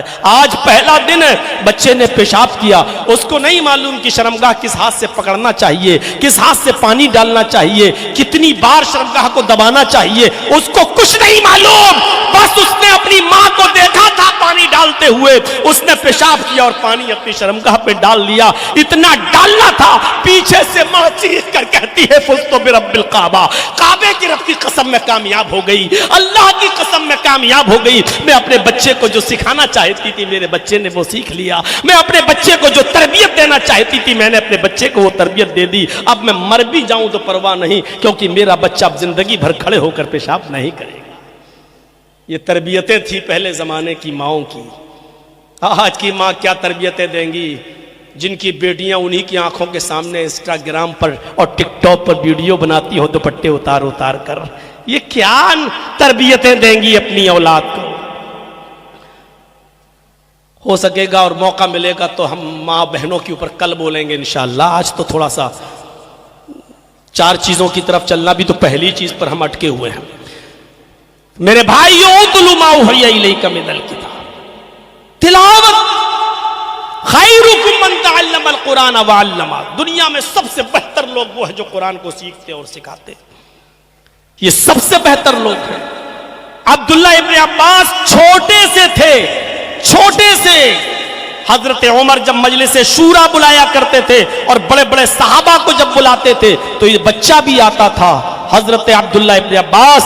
تو لوگوں نے کہا اے امیر المومنین ان کو کیوں بلاتے ہو، یہ بچہ یہ کیوں آتا ہے، یہ چھوٹا سا بچہ؟ تو کیا جواب دیا حضرت عمر نے؟ یہ بچہ آئے گا، اگرچہ عمر میں تم سے چھوٹا ہے، لیکن یاد رکھو قرآن کا علم اس کو سب سے زیادہ ہے۔ ہم نے اللہ کے نبی کو یہ دعا کرتے ہوئے سنا ہے کہ اللہ کے نبی نے کہا تھا کہ اے اللہ، قرآن تو نے نازل تو میرے اوپر کیا ہے، لیکن قرآن کی فقہ، قرآن کی سمجھ تو عطا فرما عبداللہ کو۔ عبداللہ آئیں گے اس لیے کہ یہ قرآن کا علم سب سے زیادہ رکھتے ہیں۔ قرآن کریم کے علم کو سب سے زیادہ رکھنے کی وجہ سے میرے پیارے ساتھیو حضرت عمر فاروق ان کو اپنی مجلس شورا میں، اپنی میٹنگ میں بلایا کرتے تھے۔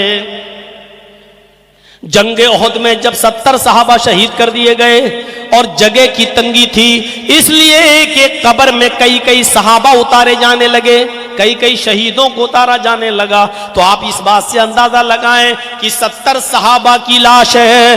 اللہ کے نبی صلی اللہ علیہ وسلم ان 70 صحابہ کو دیکھ رہے ہیں، لیکن اللہ کے نبی یہ نہیں کہہ رہے ایک طرف سے اٹھاؤ یا داہنی طرف سے اٹھاؤ اور قبر میں اتارو۔ اللہ کے نبی کہتے ہیں صحابیوں مجھے یہ بتاؤ ان 70 لوگوں میں سب سے زیادہ قرآن کس کو یاد تھا، سب سے زیادہ قرآن کا ماہر کون تھا، سب سے اچھا قرآن کون پڑھا کرتا تھا؟ اشارہ ہوتا کہ فلاں صحابی یہ سب سے اچھا قرآن پڑھتے تھے، ان کو قرآن کا سب سے اچھا علم تھا، ان کو اٹھایا جاتا اور سب سے پہلے قبر میں ان کو اتارا جاتا۔ اس کے بعد اب 69 لاشیں رہ گئیں۔ اب آپ کہتے ہیں ان میں بتاؤ کہ سب سے زیادہ قرآن کس کو یاد تھا؟ پھر جس کی طرف اشارہ ہوتا اس کو اٹھایا جاتا اور اس کو قبر میں اتارا جاتا۔ یعنی جنگ احد میں 70 صحابہ کو ایسے ہی دفن نہیں کر دیا گیا، جس کو سب سے زیادہ قرآن یاد تھا اس کو سب سے پہلے قبر میں اتارا گیا۔ ایک ایک قبر میں 2 2 3 3 4 4 صحابیوں کو دفن کیا گیا۔ میرے بھائیوں آپ اندازہ لگائیے قرآن کے مقام و مرتبے کو ذرا سمجھنے کی کوشش کیجئے۔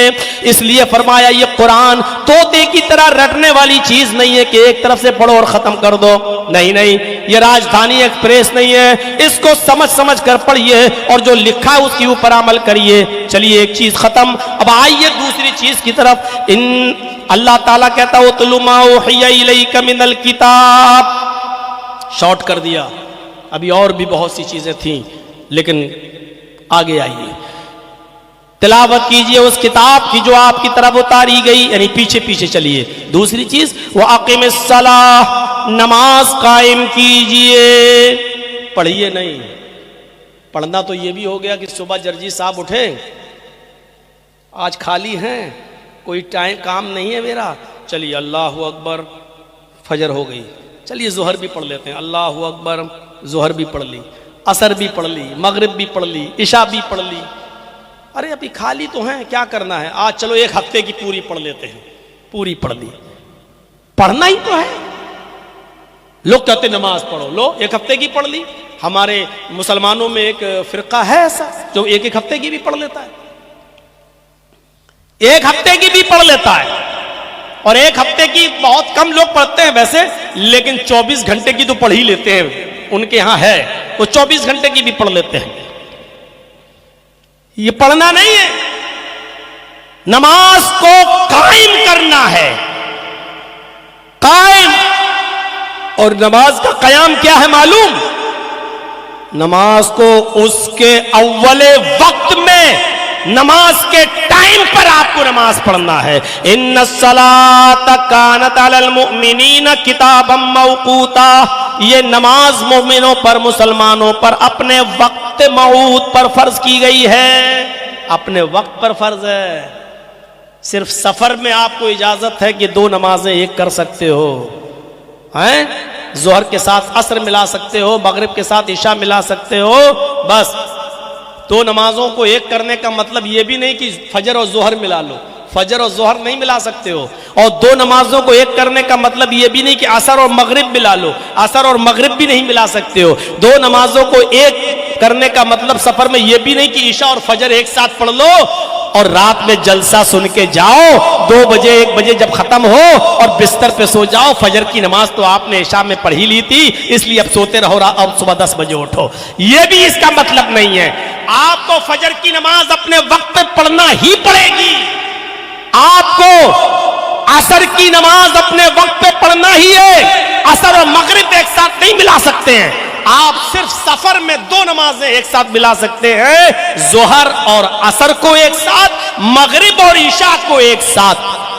عشاء اور فجر نہیں مل سکتی، فجر اور عشاء نہیں مل سکتی، عشاء مغرب اور عشاء تو مل سکتی ہے لیکن عشاء اور فجر نہیں ملا سکتے ہو، اور فجر اور ظہر نہیں ملا سکتے ہو۔ یہ یاد رکھیے آپ، عصر اور مغرب نہیں ملا سکتے ہو، صرف ظہر، عصر، مغرب اور عشاء، یہ 2 نمازیں ایک ساتھ، اور وہ 2 نمازیں ایک ساتھ سہولت کے طور پر اتنی اجازت دے دی ہے۔ یا آپ کے گاؤں میں بارش ہو رہی ہے اور آپ مسجد میں ہیں، مغرب کا وقت ہے، آپ مغرب کے اذان کے بعد نماز کے ساتھ عشاء بھی پڑھ لیجئے، اور جب بارش بند ہو جائے تو چلے جائیے۔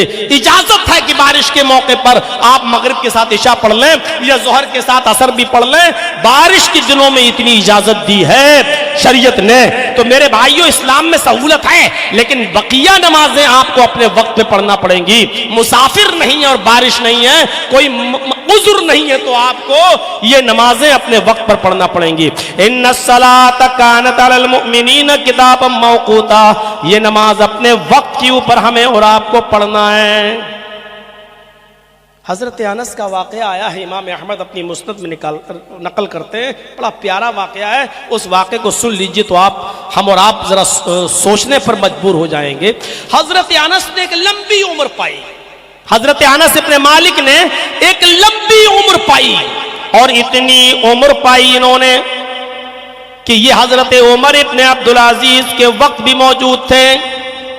حضرت انس رضی اللہ تعالیٰ عنہ نے ایک لمبی عمر پائی، حدیثوں کو پڑھا، صحابہ کرام کی زندگی کو دیکھا، کہ یہ ظہر کب پڑھتے ہیں، عصر کب پڑھتے ہیں، مغرب کب پڑھتے ہیں، فجر کب پڑھتے ہیں، عشاء کب پڑھتے ہیں، ان کے سامنے یہ سارا نقشہ تھا۔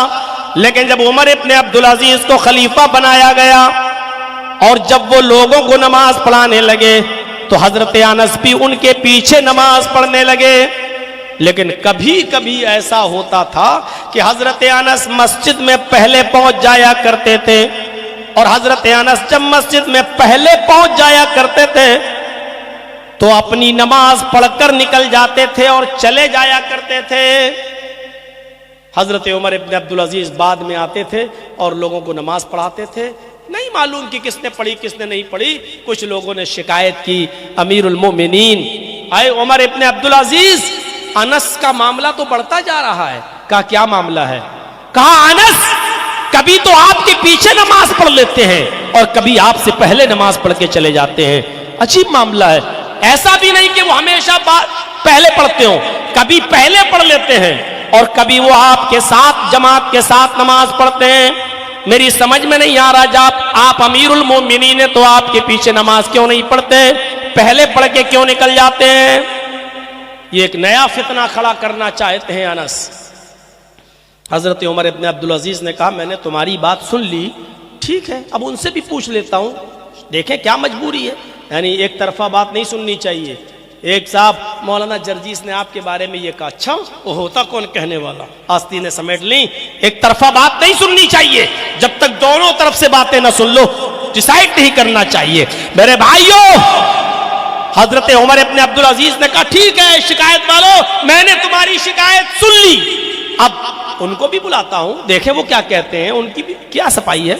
بلایا گیا، حضرت انس کو مسجد میں بلایا جاتا ہے۔ عصر کی نماز کے بعد عمر ابن عبدالعزیز نے سوال کیا، اے انس مجھے شکایت ملی ہے کہ تم اس مسجد میں نماز پڑھنے تو آتے ہو، لیکن کبھی کبھی تو تم میرے پیچھے نماز پڑھتے ہو اور کبھی کبھی تم مجھ سے پہلے بھی نماز پڑھ کے نکل جاتے ہو، آخر اس کی وجہ کیا ہے؟ تم میرے پیچھے نماز نہیں پڑھتے ہو اور پہلے پڑھ کے نکل جاتے ہو، لیکن یہ بھی سچ ہے کہ تم میرے پیچھے بھی نماز پڑھتے ہو، کبھی کبھی تم میرے پیچھے پڑھتے ہو اور کبھی کبھی تم پہلے پڑھ کے نکل جاتے ہو۔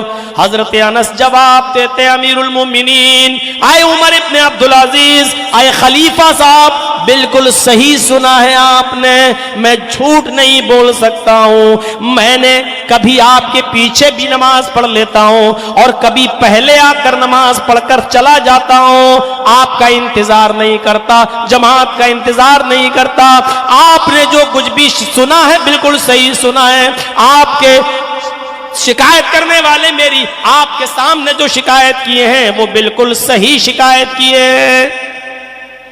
عمر ابن عبدالعزیز نے کہا کیوں یہ فتنہ پھیلا رہے ہو؟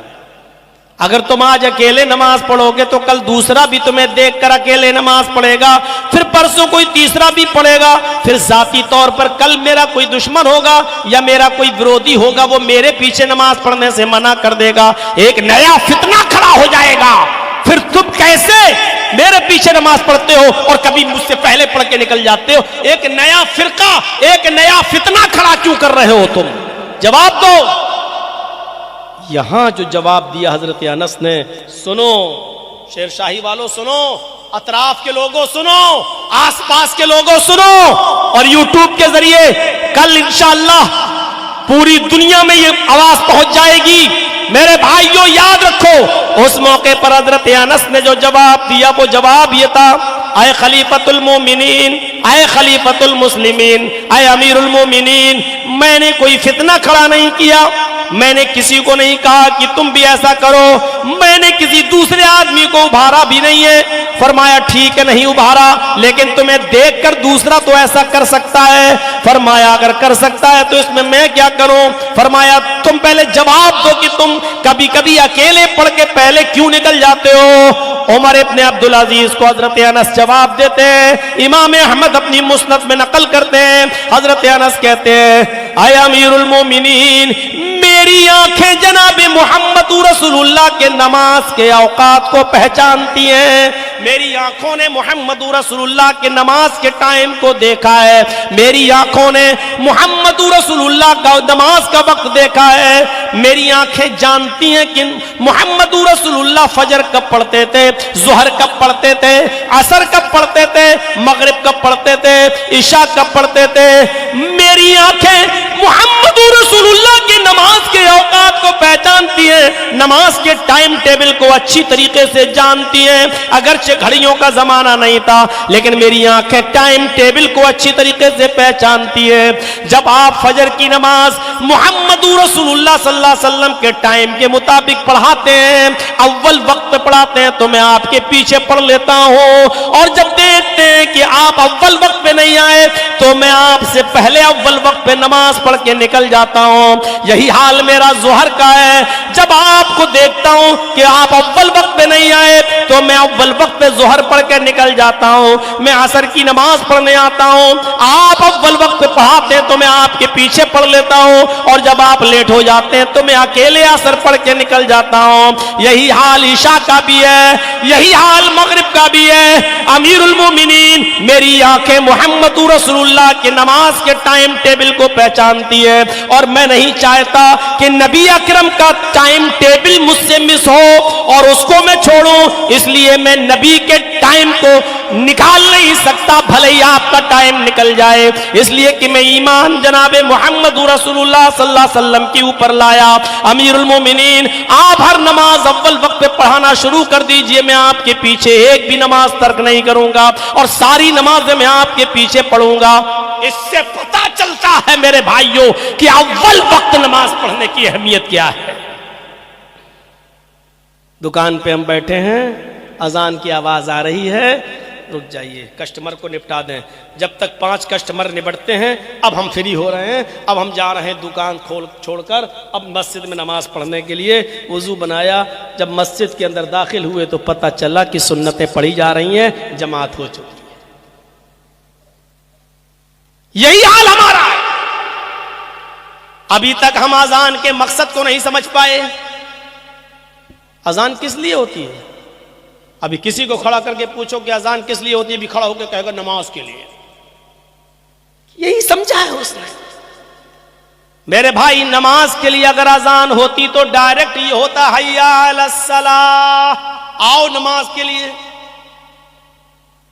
حیا علی الصلاۃ تو بہت بعد میں کہا جا رہا ہے، پہلے تو یہ جملہ ادا کیا جا رہا ہے اللہ اکبر اللہ اکبر۔ یہ اللہ اکبر کا نماز سے کیا تعلق ہے؟ کوئی ہے سوچے گا؟ یہ اللہ اکبر کا نماز سے کیا کنیکشن ہے؟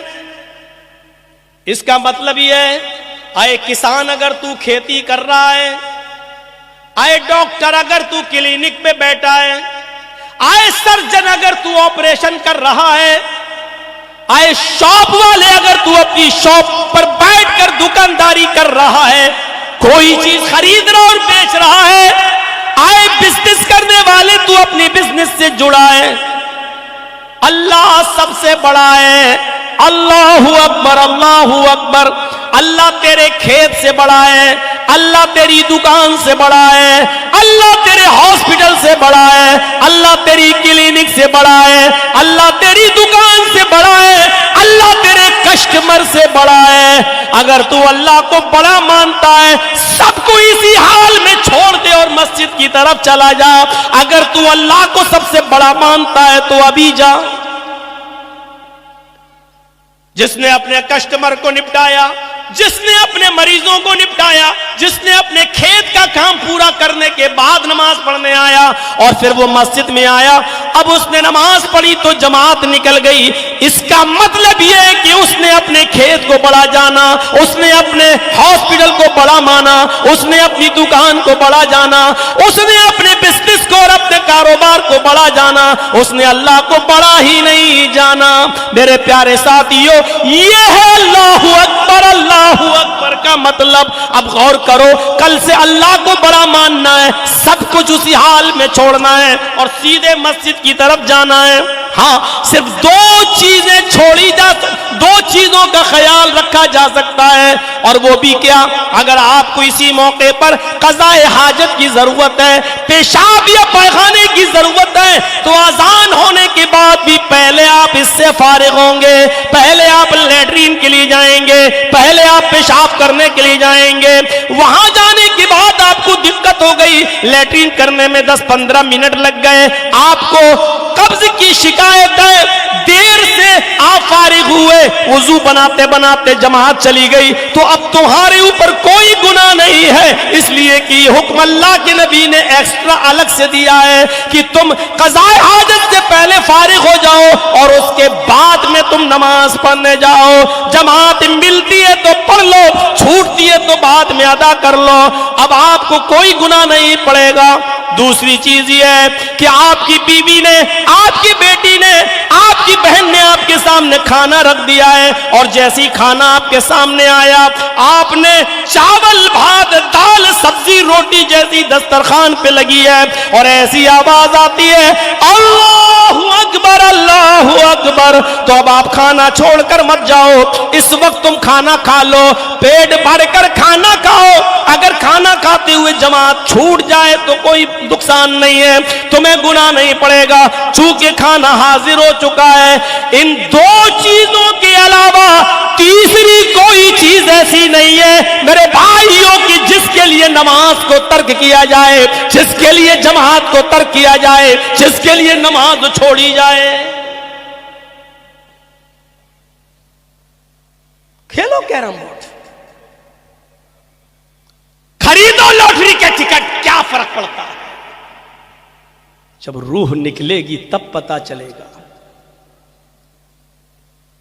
فَلَوْلَا إِذَا بَلَغَتِ الْحُلْقُومَ، ملک الموت روح کو کھینچے گا،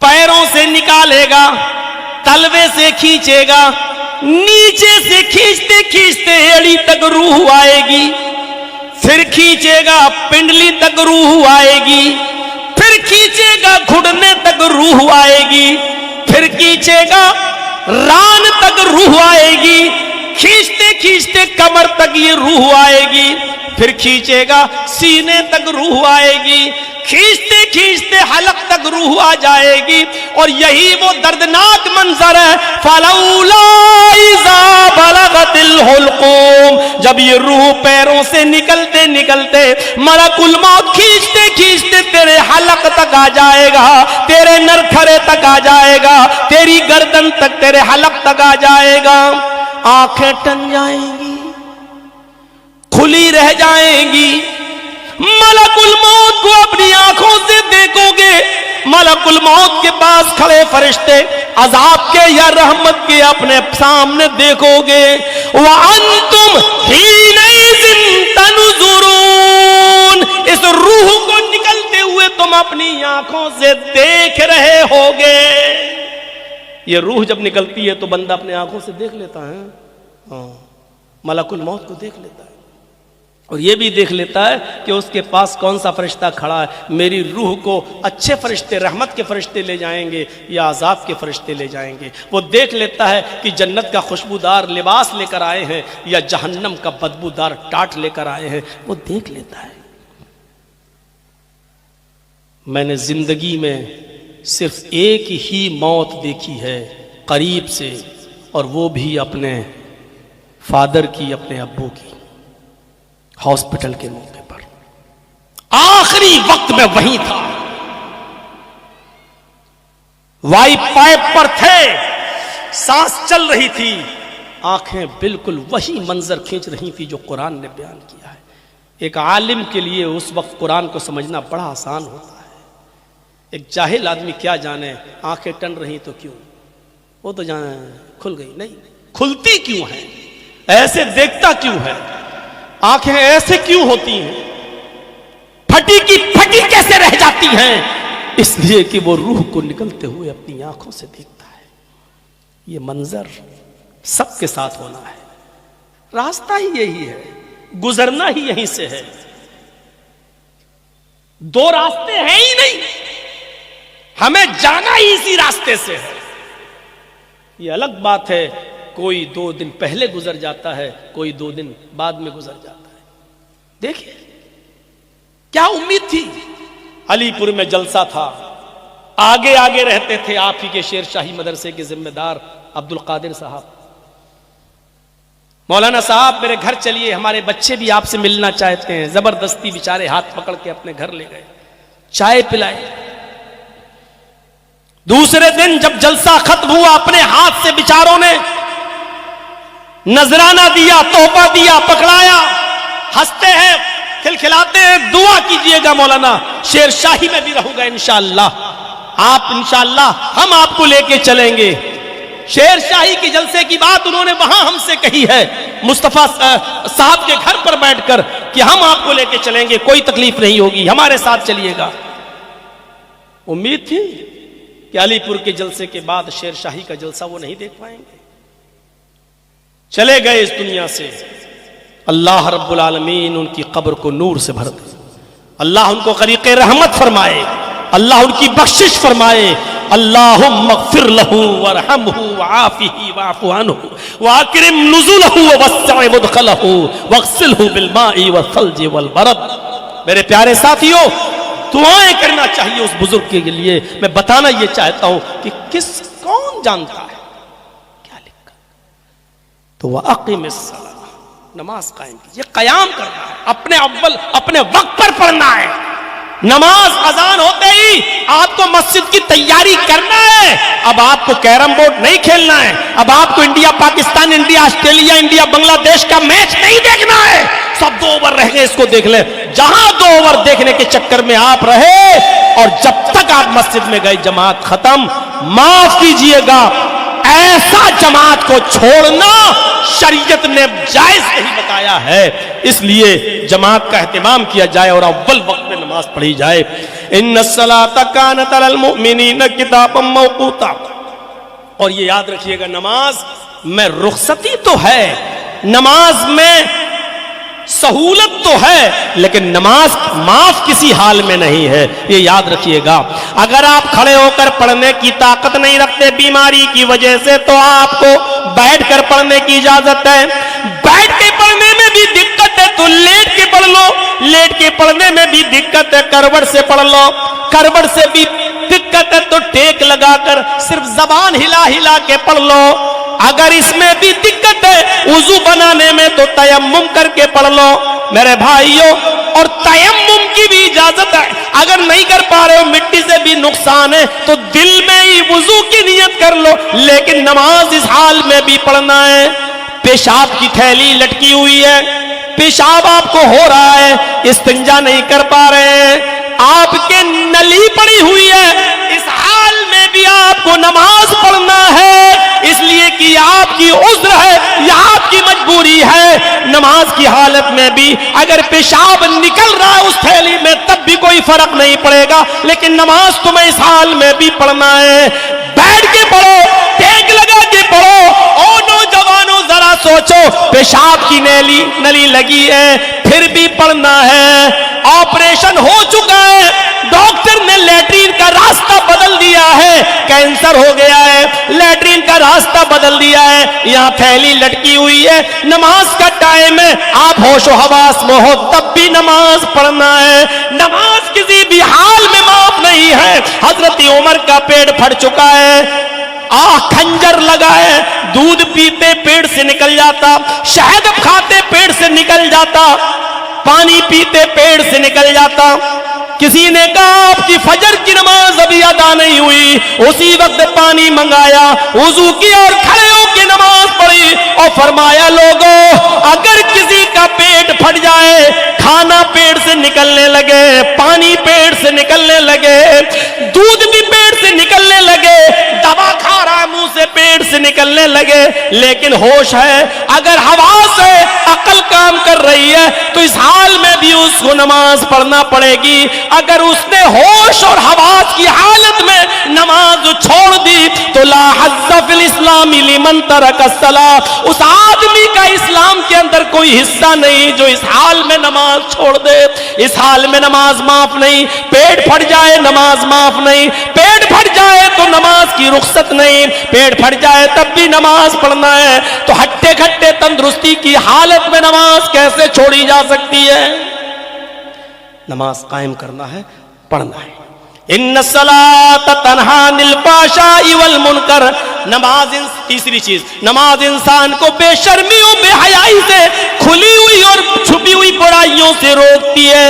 اس پر زیادہ تبصرہ نہیں کروں گا، صرف اتنا کروں گا کہ کسی آدمی کو اگر یہ معلوم کرنا ہے کہ ہماری نمازیں قبول ہو رہی یا نہیں ہو رہی ہیں، ویسے تو اللہ ہی بہتر جانتا ہے کس کی عبادت قبول کس کی نہیں، لیکن کچھ چیزیں ہوتی ہیں جو بندوں کو بتائی گئی ہیں۔ بتایا گیا ہے کیا ہے نمازیو، اپنی نماز پر غور کرو، تم نماز پڑھتے ہو برائیوں سے بچ رہے ہو یا نہیں؟ تمہاری نمازیں قبول ہو رہی یا نہیں، اس کا پتہ کیسے لگایا جا سکتا ہے؟ اس کا پتہ ایسے لگایا جا سکتا ہے اگر کوئی نماز پڑھنے کے بعد تقویٰ اختیار کرتا ہے، نماز پڑھنے کے بعد پرہیزگاری اس کے اندر آتی ہے، نماز پڑھنے کے بعد حلال و حرام کا خیال رکھتا ہے، نماز پڑھنے کے بعد سود اور بیاج سے بچا ہوا ہے، نماز پڑھنے کے بعد کسی کا حق نہیں مار رہا ہے، نماز پڑھنے کے بعد امانت داری اس کے اندر آئی ہوئی ہے اور وہ بالکل گناہوں سے بچا ہوا ہے، تو وہ سمجھ لے کہ اللہ کے ہاں ہماری نماز انشاءاللہ قبول ہو رہی ہوگی۔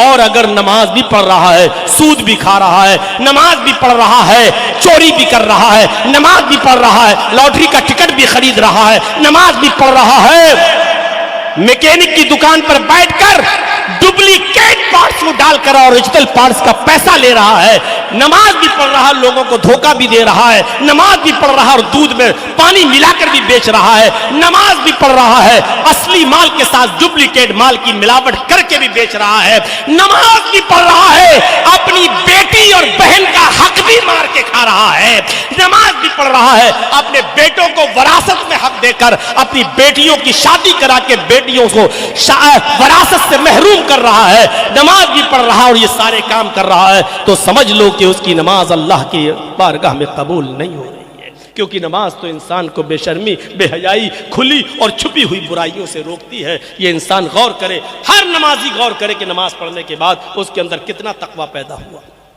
ایک صحابی ایمان لائے، بڑے غریب، بہت ہی غریب، اور اسلام لائے۔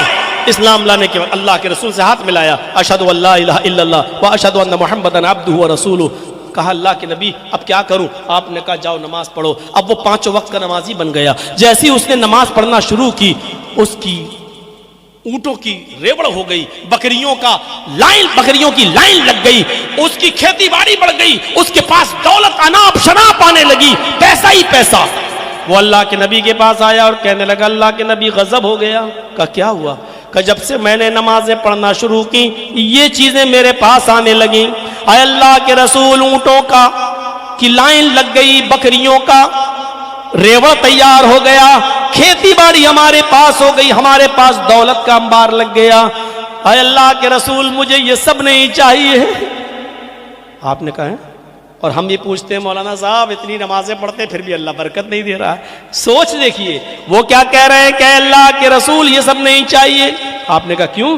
کہا اللہ کے نبی میں یہ سوچ رہا ہوں کہیں ہماری عبادتوں کا بدلہ اسی دنیا میں تو اللہ مجھے نہیں دے رہا ہے، ایسا تو نہیں کہ آخرت میں مجھے اس کے ثواب سے محروم کر دے، آخرت میں کہیں مجھ سے جنت چھین لے اور جہنم میں داخل کر دے۔ اے اللہ کے نبی اللہ سے دعا کیجئے اس دنیا میں مجھے یہ سب نہیں چاہیے، مجھے اپنی عبادتوں کا انعام قیامت کے دن چاہیے، جنت کی شکل میں چاہیے۔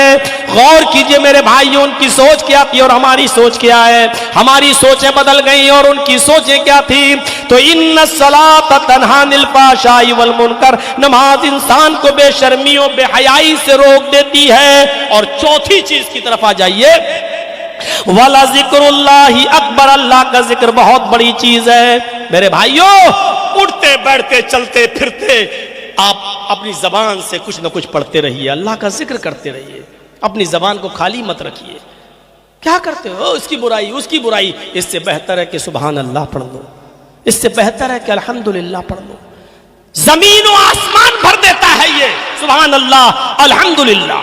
آپ کو معلوم ہے لا الہ الا اللہ کتنا بڑا ورد ہے؟ اللہ کے نبی فرماتے ہیں کہ لا الہ الا اللہ کو ترازو کے ایک پلڑے پہ رکھ دیا جائے اور پوری دنیا کو، زمین و آسمان کو دوسرے پلڑے پہ رکھ دیا جائے اور ترازو اٹھائی جائے تو لا الہ الا اللہ کا پلڑا جھک جائے گا اور زمین و آسمان کا پلڑا اٹھ جائے گا. غور کرو کتنی بڑی، کتنی وزنی، کتنی بھاری عبادت ہے یہ لا الہ الا اللہ. ہم معمولی جملہ سمجھتے ہیں لا الہ الا اللہ، لا الہ الا اللہ. ارے یہی تو وہ جملہ ہے جو انسان کو نہ پڑھنے پر جہنمی بنا دیتا ہے، اور یہی تو وہ جملہ ہے جو پڑھنے پر انسان کو جنتی بنا دیتا ہے. غور کرو 70 سال اور 80 سال تک گناہ کرنے والے لوگوں نے، گناہ کرنے والوں نے 80 سال کی عمر میں پڑھا لا الہ الا اللہ. اللہ کے نبی نے کہا اللہ نے اس کو جہنم کی آگ سے بچا لیا. 80 سال گناہ کرنے کے بعد اس نے کلمہ پڑھا لا الہ الا اللہ. اللہ کے نبی نے حضرت حذیفہ کے آپ نے اسود کے بارے میں سنا، یہودی تھا، یہودی نبی پر ایمان لایا. آپ نے کہا کیا کروں؟ اسود نے کہا کیا کروں؟ آپ نے کہا بینا نماز کا وقت ہے کہ میں تجھے یہ کہوں نماز پڑھو؟ ابھی تو نماز کا وقت بھی نہیں ہے، تو ابھی اسلام لایا ہے. سنو 9 بجے کے آس پاس اسلام لایا، 9 بجے کے آس پاس دن میں اسلام لایا. کہنے لگا اللہ کے نبی اب اسلام تو لایا، کام کیا کروں؟ آپ نے کہا ابھی تو کوئی نماز کا وقت بھی نہیں ہے کہ میں تجھ کو نماز کے لیے کہوں، رمضان کا مہینہ بھی نہیں ہے کہ میں تجھے روزہ رکھنے کے لیے کہوں، حج کا مہینہ بھی نہیں ہے کہ میں تجھے حج کرنے کے لیے کہوں. ایسا کر میرے صحابہ فلاں جگہ جہاد کر رہے ہیں، تو بھی جہاد میں شامل ہو جا، تو بھی کافروں سے لڑ.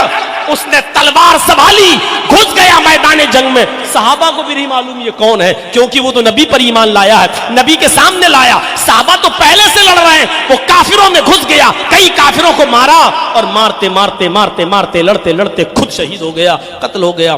صحابہ پہچان نہیں پا رہے کون آدمی ہے. لڑائی تو میری طرف سے لڑ رہا تھا، لیکن اس کو کیا کروں؟ اس کو دفناؤں یا اس کو کافروں کے حوالے کروں؟ ہم اس کو جانتے نہیں ہیں. اللہ کے نبی کو بلایا گیا. اللہ کے نبی صلی اللہ علیہ وسلم فرماتے ہیں ارے یہ تو اسود ہے، ارے ابھی تھوڑی دیر پہلے اسلام لایا، ابھی تھوڑی دیر پہلے اس نے کلمہ پڑھا. غور کرو میرے بھائیو، اللہ کے نبی فرماتے ہیں تمہارا ایمانی بھائی ہے، ابھی تھوڑی دیر پہلے اس نے کلمہ پڑھا. یہ پہلا وہ شخص ہے جس نے ایک بھی وقت کی نماز نہیں پڑھی پھر بھی اللہ اس کو جنت دے گا. اس نے ایک بھی وقت کی نماز نہیں پڑھی پھر بھی یہ جنت کے اندر جائے گا، اس لیے کہ اس نے مرنے سے پہلے لا الہ الا اللہ پڑھ لیا تھا. غور کیجیے آپ لا الہ الا اللہ کا وظیفہ کتنا بڑا ہے. ہاں ابو طالب کے پاس بیٹھے، طالب کے پاس بیٹھے، سب سے زیادہ مدد ابو طالب نے کی تھی اللہ کے نبی کی، اور اللہ کے رسول ان سے کہہ رہے ہیں، یہ سب بیٹھے ہیں، ابو جہل یہ ابو لہب سب بیٹھے ہوئے ہیں، اور اللہ کے رسول اپنے چچا سے کان میں کہتے ہیں اے چچا جان پوری زندگی آپ نے میری مدد کی، یہ آپ کا آخری وقت ہے، میں چاہتا ہوں کہ آپ جہنم کے عذاب سے بچ جائیں. پوری زندگی نبی کی سیوا کی ہے. تو کہا کہ میں کیا کروں؟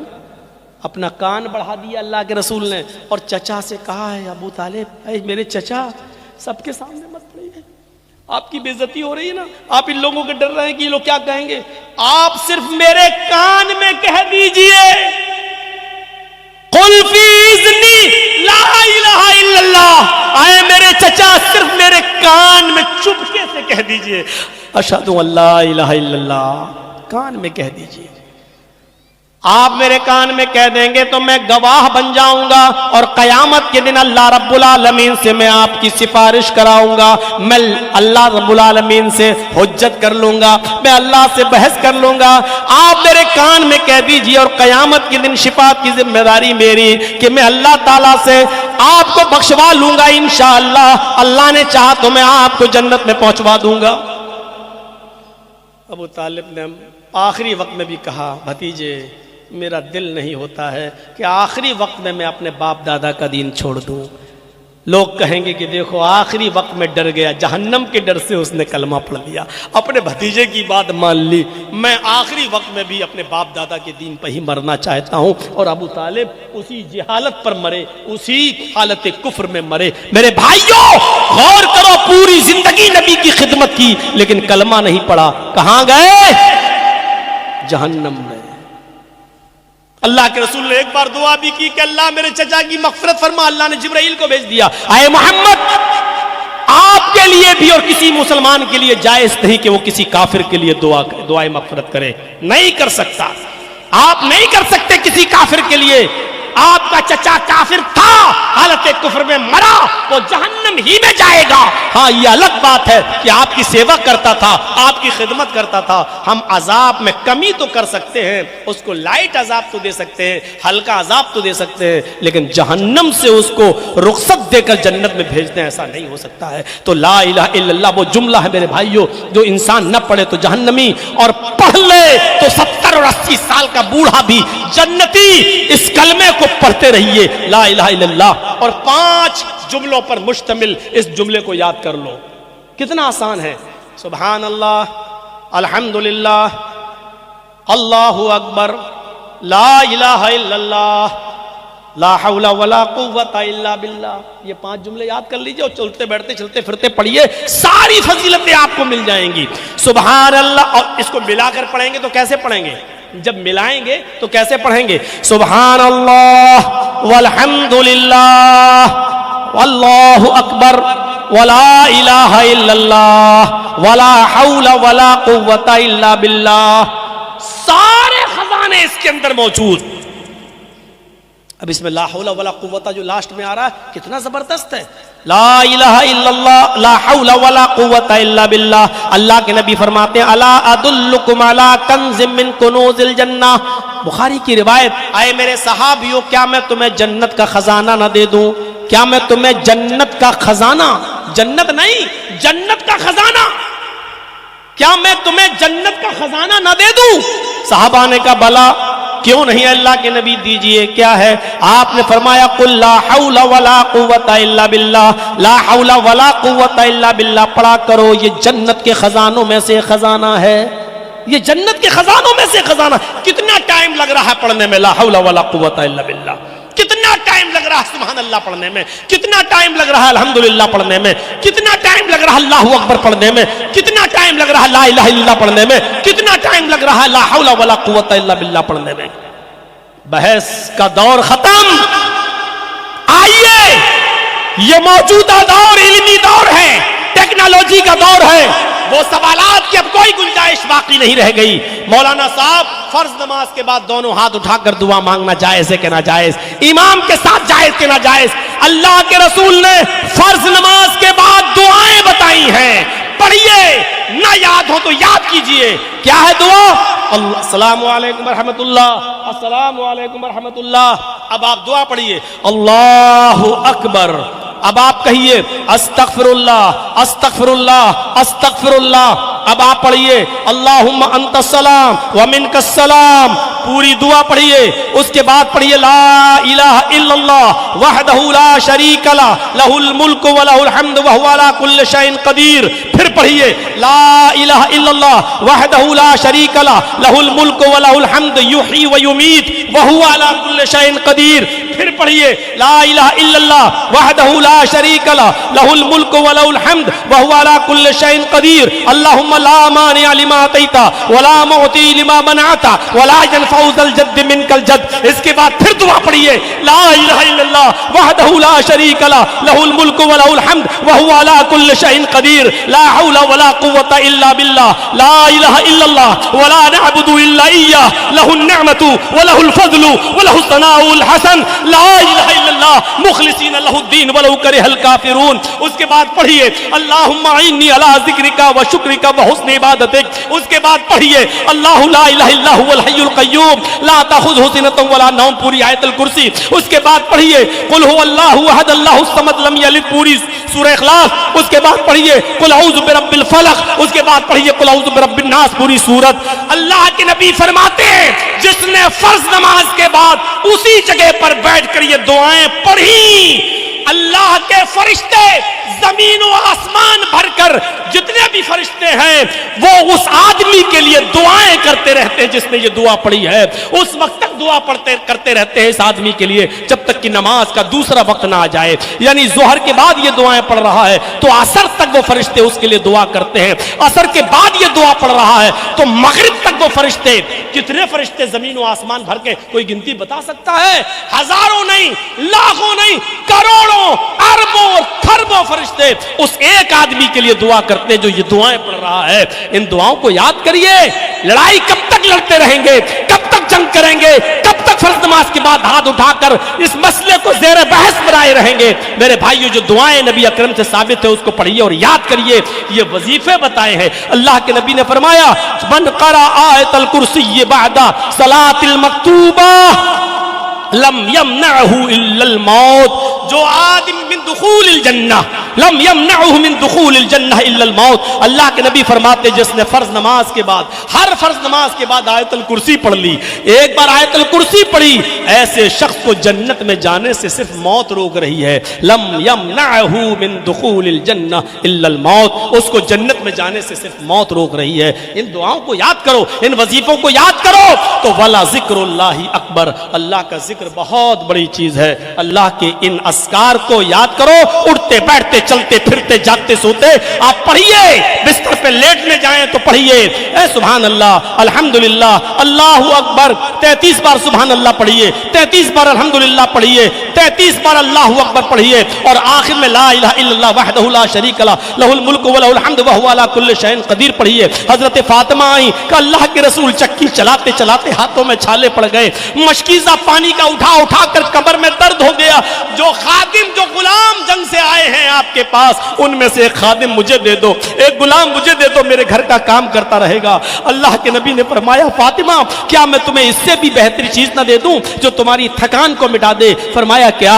فرمایا فاطمہ جب بستر پہ جایا کرو تو 33 بار سبحان اللہ، 33 بار الحمدللہ اور 34 بار اللہ اکبر پڑھ لیا کرو. یہ تمہارے لیے غلام سے زیادہ بہتر ہوگا. ان وظیفوں کو کون پڑھے گا؟ میرے بھائیوں، اپنے بچوں کو بھی تربیت دیجیے. آپ بھی ان وظیفوں کو پڑھیے. یہ میری 4 چیزوں کی وضاحت پر مختصر سی تقریر، انشاءاللہ تفصیلی تقریر کل آپ کے سامنے ہوگی. 11:15 بج چکے ہیں. ہم اللہ سے دعا کرتے ہیں کہ الہ العالمین ہمیں قرآن کی تلاوت کرنے کی توفیق عطا فرمائے.